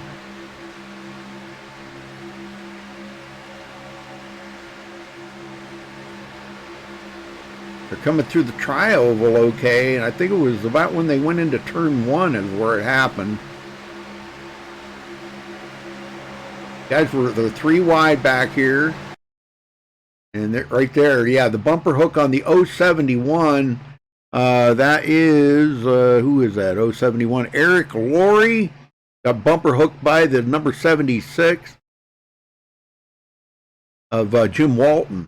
And, of course, that caught Lucas Cram. Lucas Cram is going to get tore up bad. Man, I'm telling you, these guys, they hit it pretty hard right there. Lucas Cram is destroyed. Other cars up ahead of him totaled out. Man, there's the big one, though. Yep. So, but Corey Cook is our leader. And, man, after starting 23rd today, he's got to feel really impressed with that run and proud of what he's done to get himself into that position. Exactly.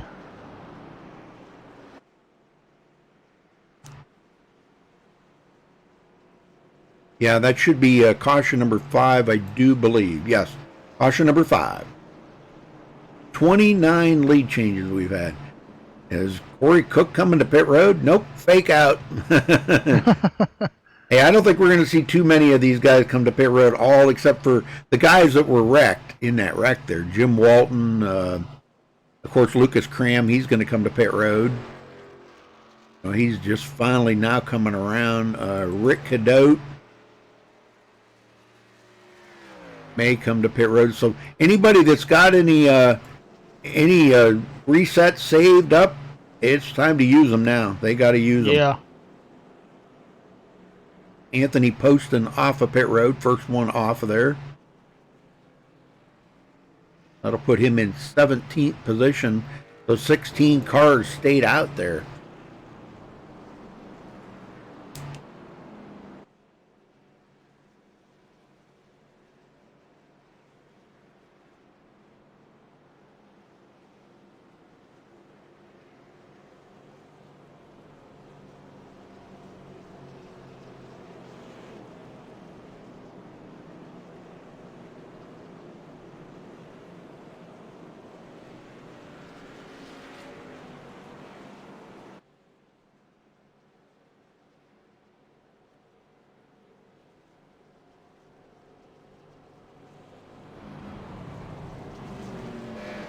Just in a couple of laps, Rudy, will be to 10 laps to go.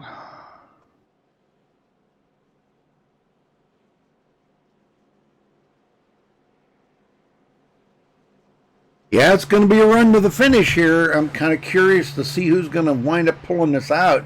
And even though they've been under caution here, if those guys were kind of borderline to making it on fuel, it kind of put them into the window. They feel a lot more comfortable about making it. But the question still stands. Can they still make it?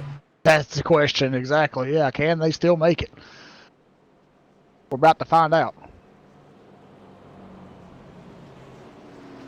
Yeah, welcome back, Stephanie.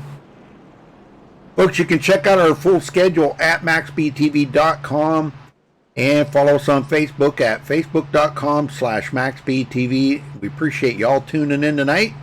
This has been a pretty good race here for these guys here. There's a lot of prizes and money on the line, so hopefully we'll get John Johnson up here to kind of fill us in at the end of the race and let us know what the winner is going to get. And I don't know how many places are paying out or what they're paying out. We're going to find out hopefully at the end. So stick around and see what they get, what these guys are going to win. It's going to be kind of interesting. I know it costs $20 to enter the race here tonight, so there's got to be a lot on the line.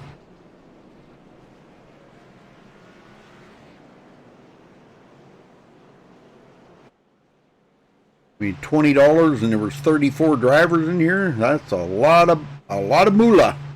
Yep.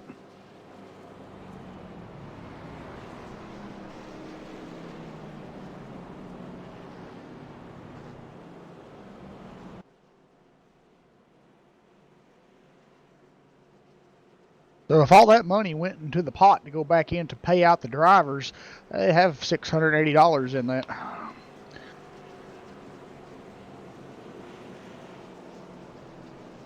All right, Joe Lusk is saying in chat there, the 32 and the 02 pitted. So Alan Ballacino and Gavin Jones, they have more than enough fuel to make it. So they should be good on fuel. If there's anybody that maybe, Quattlebaum, he says that he needed a caution to, kind of guarantee he'd make it, but is that still going to put him on the edge of making it, or is it going to be just enough to get him to the checkered flag? We're going to find out here in just a minute, though. But we do appreciate all of you sticking around here and watching just to see who's going to win and what they're going to win. That's kind of remains to be seen because I really don't know. I'm hoping we get a full rundown from John Johnson there at the end of the race, so we know who's won what and what they're going to get. Yep. So we'll get we should be able to get all the top three in here with us in the booth. I think all of them are in here. Well, we don't know that until I guess the checkered flag flies, but it looks like we're going to have a 9-lap shootout. Yeah. Yeah, about that. Yeah. 9 laps. Coming around, they should get the one to go right here. I know it takes forever to come around this track, but while we're doing that, I'm going to see if we can talk to John Johnson here for a minute. John, you got a copy? I do, Rudy. How you doing? I'm doing well. How about you? Doing good, man. Having a blast. Well, are you going to kind of fill us in at the end of the race here? Come up into the booth with us and talk to the winner and fill them in on what all they get? Or Yeah, absolutely. We'll be happy to do that for you. All right, I'd appreciate that because we don't know, you know. So, all right. Copy that, man. We'll take care of it for you, Rudy. I appreciate it. Okay, thank you, sir. All right, very good.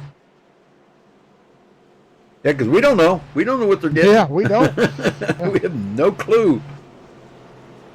It'll be interesting. It'll be kind of cool to see what they are going to win here tonight. Because I mean, I don't even know what the prizes are or anything. You know, whether it's money or maybe a wheel or pedals or maybe a VR headset or something. I really don't know. You know, totally clueless right now.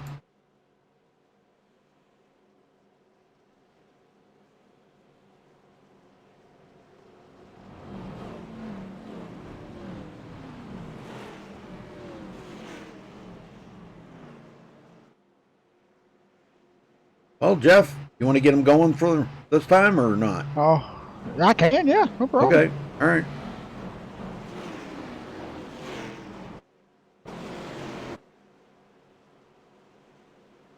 More than likely, this will probably be the last restart because I think we're going to see, guys are really going to be hammered down.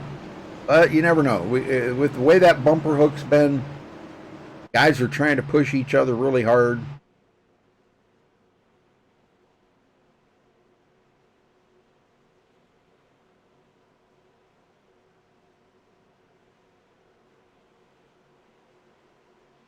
All right, pace car's in.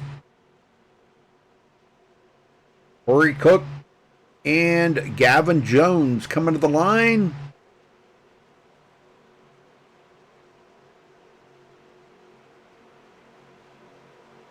All right, green is out. We got 9 laps to go. Who's going to win the big prize here, folks? That's the question.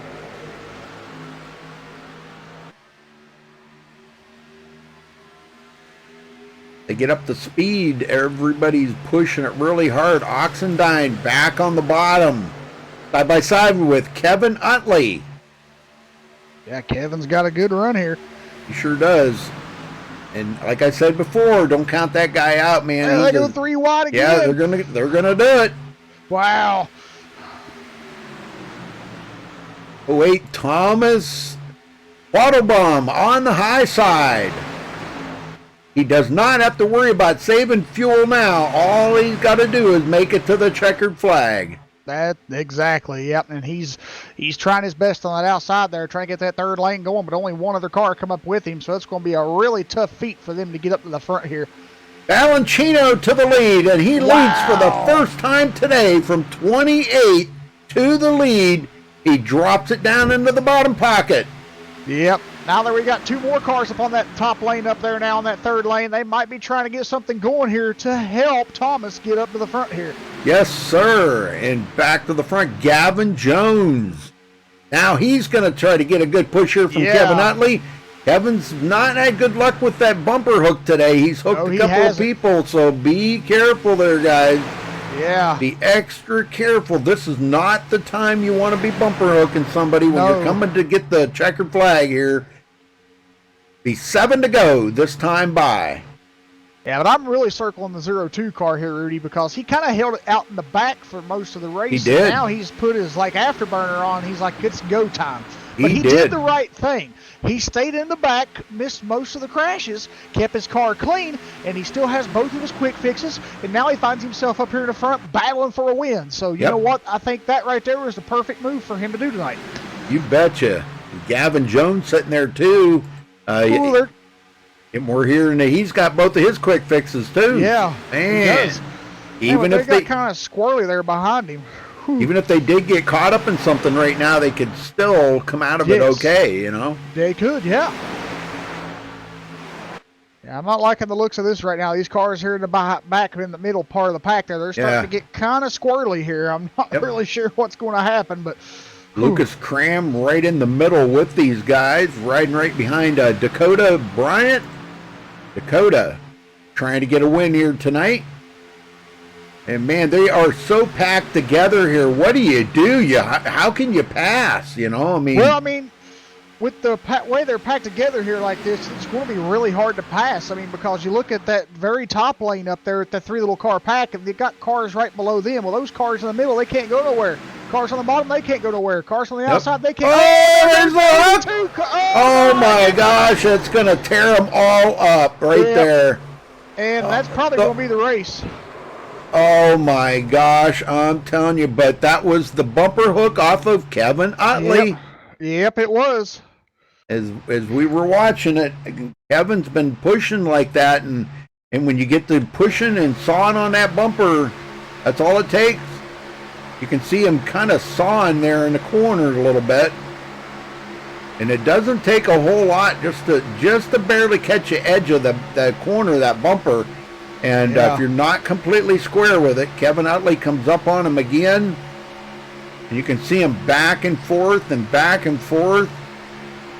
He goes down low right there, and he hooks him, and right in front of other leaders. Oh my gosh! Oh, head on! It's not over yet, folks. Oh my gosh! I mean to tell you, there were some cars tore up pretty bad right there in that crash. Yes, there was. But the one guy that's looking, good here is the 17 of Dakota Bryant. He made it through that and got the lead.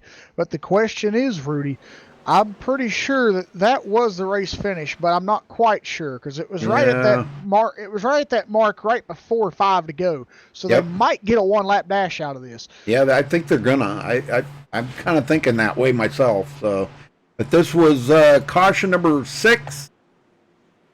Caution number 6, and we've had 33 lead changes tonight. Unbelievable. Wow, yeah, unbelievable amount of lead changes. Well, we had a couple guys had to toe to pit road. Jimmy Crow, Stephen Herman. So we've had a couple of guys that did have to tow on that one. But man, I'll tell you, the guy that really got hurt bad on that was Lucas Cram, and a couple of the other guys, Chad Oxendine, Gavin Jones, completely destroyed. Thomas Quattlebaum. Oh my gosh, these guys. The guys that were up there and had the very, very good chance of winning, and worked so hard, saved their cars to get there, are now destroyed and gone. So, but Alan Ballacino still in it. I see just a tick of damage maybe on that right front corner. Let me get down here a little. I don't know if I can do this. No, I can't do it. Can't do it. Let me see maybe from the rear chase. Oh, yeah, his car's got a lot of damage on the nose of it. Oh, my. That car's not going to be very fast. I can tell you that right now. Dakota Bryant, he's good to go. John Johnson, he's good. Kevin Utley, that car's destroyed. So he's not going to be very fast. Stephen Gale, he's pretty beat up. Sean Wilder, his car's really messed up. Kevin McCulloch, a little bit of right front damage. Les Levy, a little bit of right front damage as well. Jordan Wright, car looks good, running in 9th. And Russell Hancock, that was 2 laps down earlier, folks, now into the top 10. Unbelievable. Yeah. I don't even know what to think. We're going to have to wait and see, ride this one out here and see if we're going to get... with all the cars that are out of the race right now, I'm going to say we're probably going to have a 1-lap shootout. I think you're right.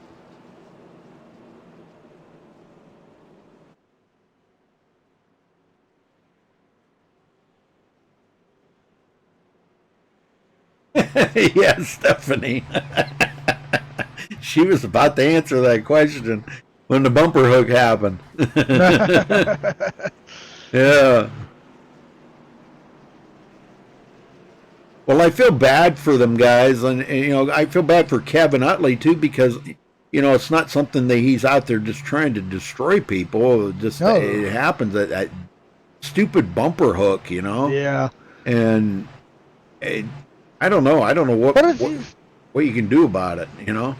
Nothing really, but I mean, if you've really noticed it, there is maybe one thing that you could kind of try to do about it, and if you've noticed, Rudy, it seems like that most of the time he's bumper hooked people. It's been either in the corner or coming off the corner. And I've noticed that he's pushing drivers in the corner. Now, I know iRacing is way totally different from console racing, and it's more, closer to the real thing. But I still see similarities. I was always told by some of my friends and some of the other people that I raced when I raced on console games, do not, for whatever reason, do not push people in the corners on restrictor plate tracks. And I see the same exact thing here in iRacing. It just doesn't work. And that's where it's happened at tonight is the corners. Yep. Yeah, I think you're right. I think that's a good rule to follow, and just it's pretty wild. And I think I can give an explanation to that. I mean, when you're on the straightaway, it's a whole lot more easier to pinpoint where your car is going to be and where it's going to go.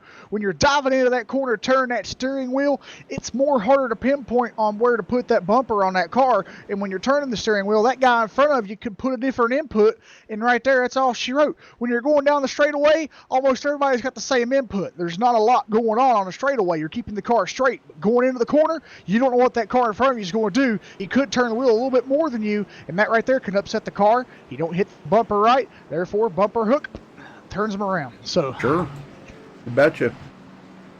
Well, Dakota Bryant might be sitting in the catbird seat here with the lead, but Alan Ballacino does have damage. But man, I'll tell you, what a job for him to come from 28 up here to second place.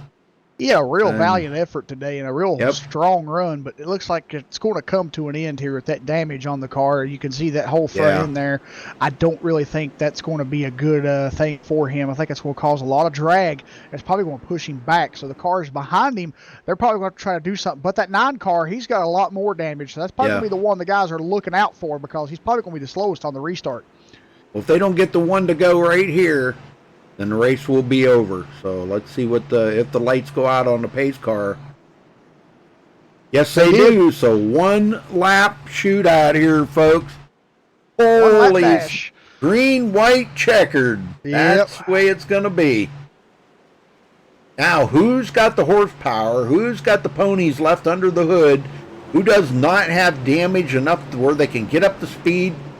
I'll tell you, the one that's sitting really good right now, actually 2 of them, is Dakota Bryant and John Johnson.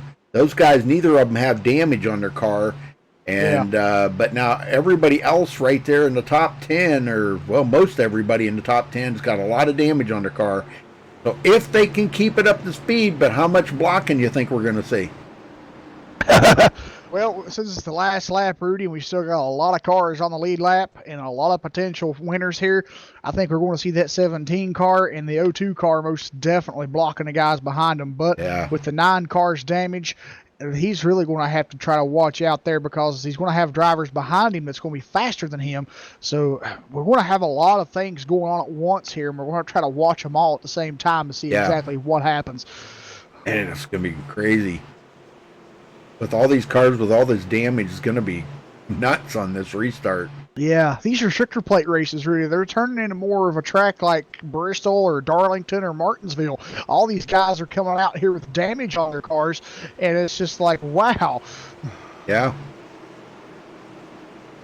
Well, we're going to find out right now, so I'll get them going on this. This will be the final restart right here, folks, guaranteed. And how many cautions? 6 cautions. This will be it. Race will be over. If they do wreck, there's not going to be any caution flag. They're just going to go. Race car heads in.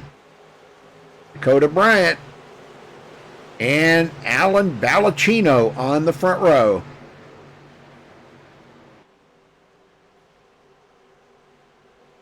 Inside row is about the cleanest right now. The outside row's got a lot of damaged cars, and we're back underway. Good jump. And, man, Ballacino right on the loud pedal. Yeah, but you see the 9 car there. Oh, yeah, he stayed. He could not get that car going. Yep, he is going to back and pack. Yep, he just got no horsepower left in that car whatsoever. No. All right, it's going to come a drag race between these front two right here.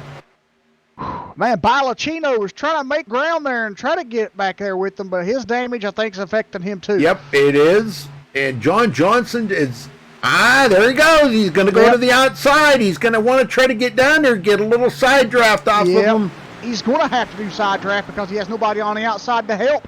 Yep, and Balacino he wants to go right into that hole, and he's going to go to the high side with John Johnson. They're going to go 3-4 wide. John Johnson, oh my gosh, across the grass, and Kevin McCulloch. Oh my gosh, who won it? They're flipping across the racetrack there behind them, and I don't know who got that. I think it was Rick Cadote. I don't know. That was great. I think it shows Alan Balacino might have won it. Oh my gosh, I don't know. I'm showing Rick Cadote, but wow. Well, is that what iRacing shows? Yeah, and I went back to the replay. It is legit. It was a 34 car of Rick Cadote. Rick Cadote is your winner. Okay, well then I'm gonna have to go to Rick Cadote here because we're gonna see if he can make it across his start-finish line first.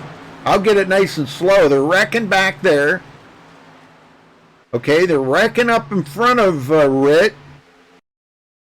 Wow, that was a crazy finish. I'm telling you, man, this was absolutely nuts. He's going up the middle as they're wrecking. They're beside him. John Johnson across the grass. Guys are still getting into one another up here. Yep, he's going to spin it. All these guys are going to clear him. I don't know, man. I don't know. iRacing might have got that wrong. Rick Cadote, the 95.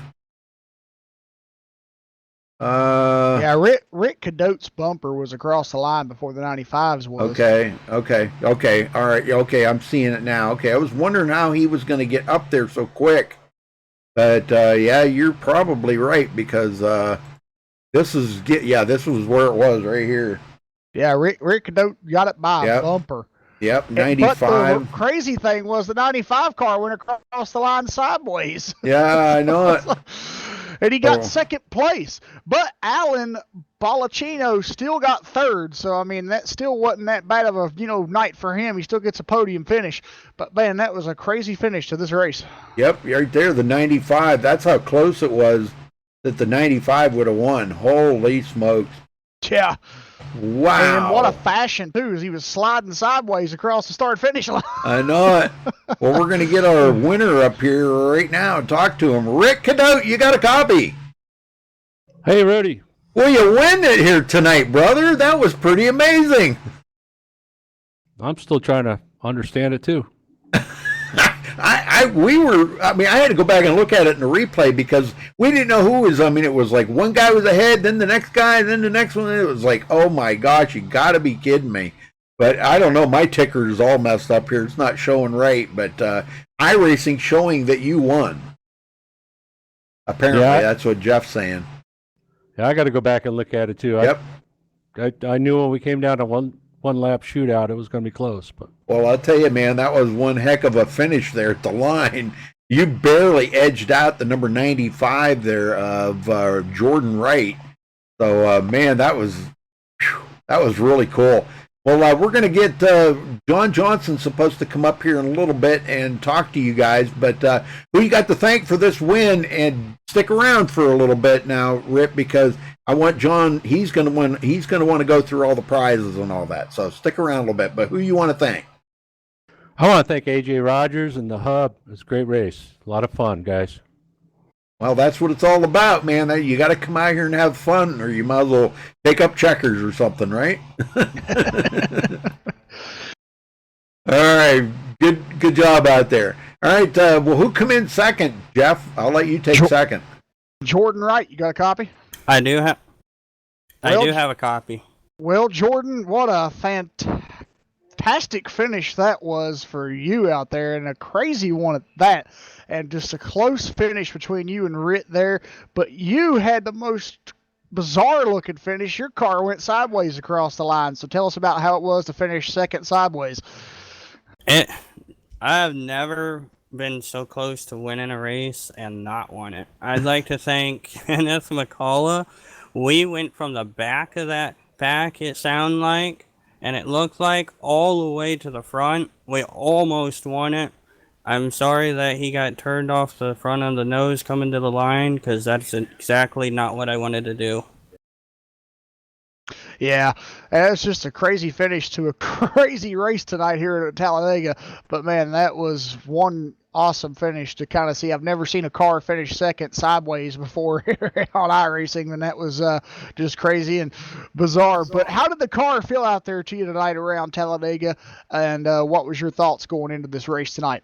It was awesome. My thought was just to stay at the back and let the race progress to the end. There was no stages, nothing on the line throughout the race except for that last lap and that checker flag, and I almost got it. I was 0.003 seconds off of it at the finish backwards. Well, when that last caution came out there, Jordan, did you think it was going to go back green, or was you kind of, prepping that it wasn't, or did you prepare for it to go back green? I knew it was going to go back green because the cautions here, I'm in OP Super Speedway League, and the cautions I know are 5 laps. We got that caution with 6 laps to go, so I knew exactly that we were going to have a 1-lap shootout. Then, even better, I knew that a couple cars ahead of me, one was damaged, and he was going to end up falling back and opening a hole for me. All right, Jordan. Well, stick around here with us as well. As Rudy said that John's probably going to come up here and congratulate you guys. But who do you want to give thanks to on your finish tonight? I'd love to give thanks to my team, 3 Wide Motorsports. We had Stephen Gale, Les Leve, Stephen Herman, Anthony Poston, and Ben Young Peterson. I'm sorry if I missed anybody else. And then my sponsor, Omni Feed and Supply, for coming aboard on this one. Awesome. Well, once again, Jordan, congratulations on your second place finish tonight. I appreciate it. I hope you have a nice day. All right, Rudy, you got third place, Mr. Alan Ballacino. I do. Alan, you got a copy? Yes, I do. Wow, it looked like you had the win in the bag there, Alan. You had a little damage on the car, but man, the bumper hooks at the finish, that was just absolutely crazy. But you come out of here with a third place finish. Are you happy with, after all what transpired, to even get a podium on that? Yeah, man. I was just giving everything I had. I was hoping I was going to get the win, just inches away from it. Yep. The bumper hook is what got me there, but that was incredible. I enjoyed every minute of that. Yeah, it was pretty amazing, I'll tell you. Well, it's like Jeff said, he'd never seen a finish where second place went across the line sideways. So it was pretty crazy. So, well, what did you think of the race overall? Now, you had a little damage there at the end. Was the car still fast enough to get the win, or was it a little slower than what, you were hoping it could be a little faster? Oh, I felt like I was about 5 or 10 miles an hour off. The only thing that really saved me was the fact that it was a 1-lap shootout, and I had the middle line, and the guys behind me, or the guys below me, didn't really go. So I'm like, I might as well just go for it here. Yeah. Well, I mean, yeah. And the racing was excellent here. Lots of 2 wide the whole night. It was awesome. I enjoyed it. Well, we've seen some 3 wide there for a little while, and it was, it was pretty intense. And the guys seemed to be holding the lines pretty well. A couple times where guys got into the outside wall a little bit or something. But now, did you ever try sneaking up there and try to get into that third line and see if there was any speed up there at all? There usually is speed in these cars up there, if you can time it right and you have enough partners to do it. But I really never had a chance to get up there in this race. Okay.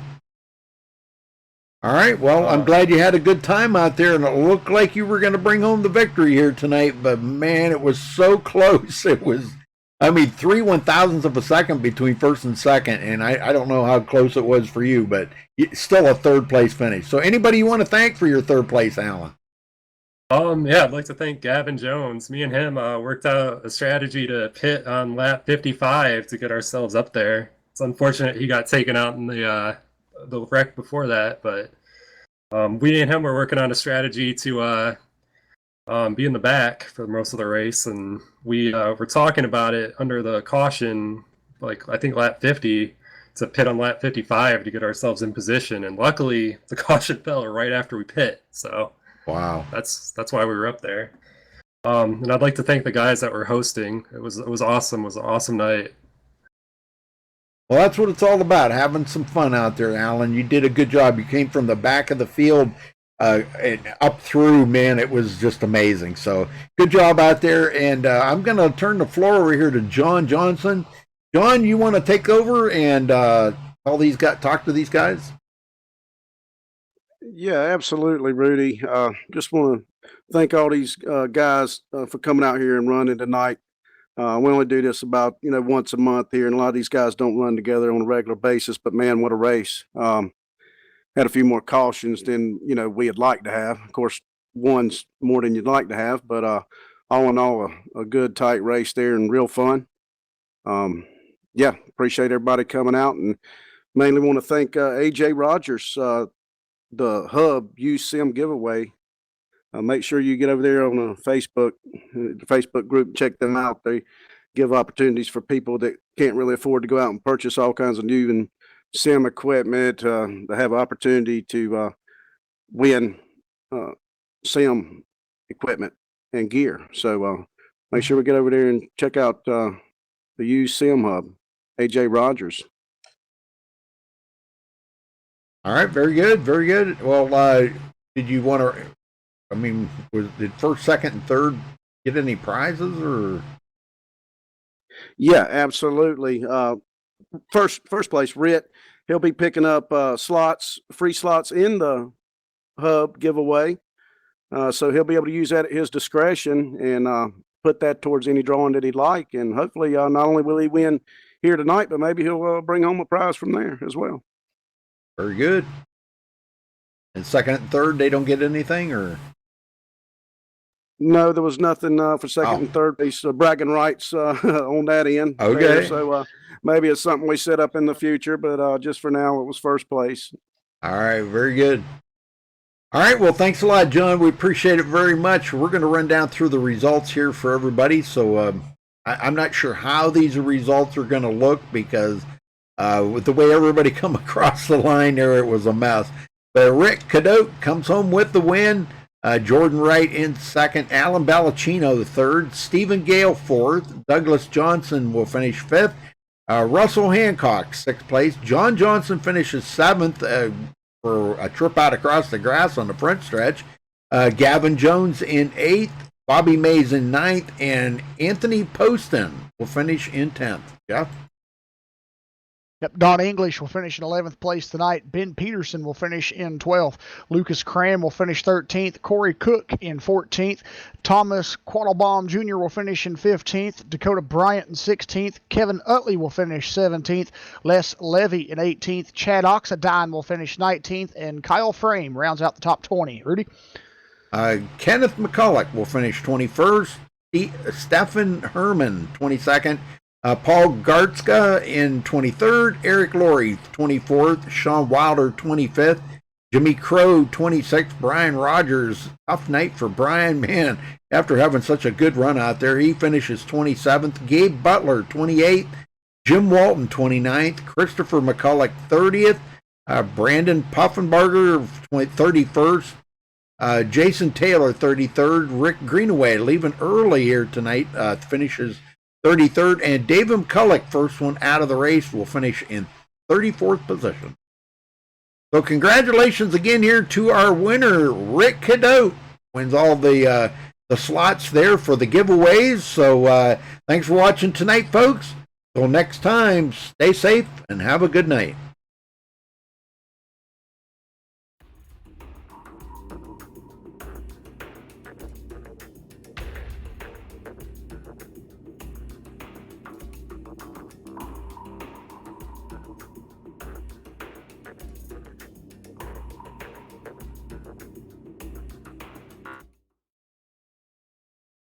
MaxSpeedTV would like to thank our partners here at MaxSpeedTV, starting with the Colby Eye Paints.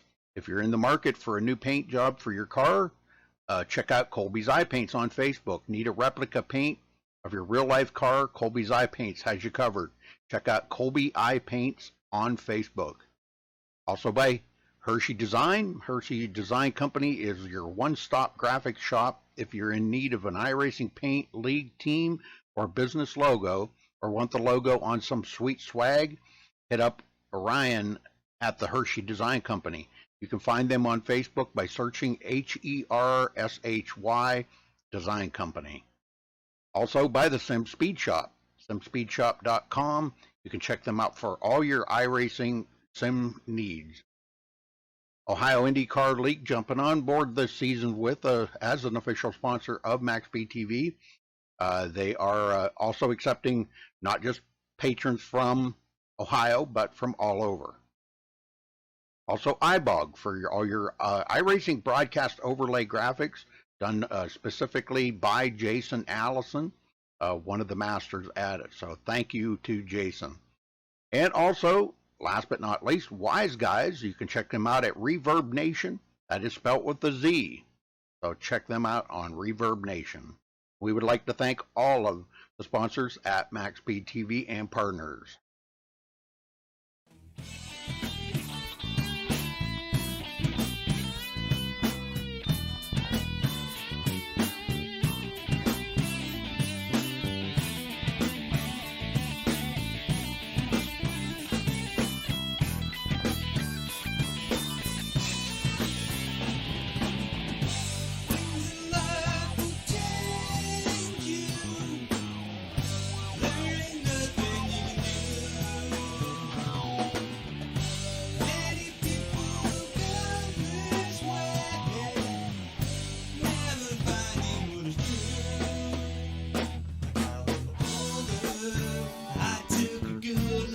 Myself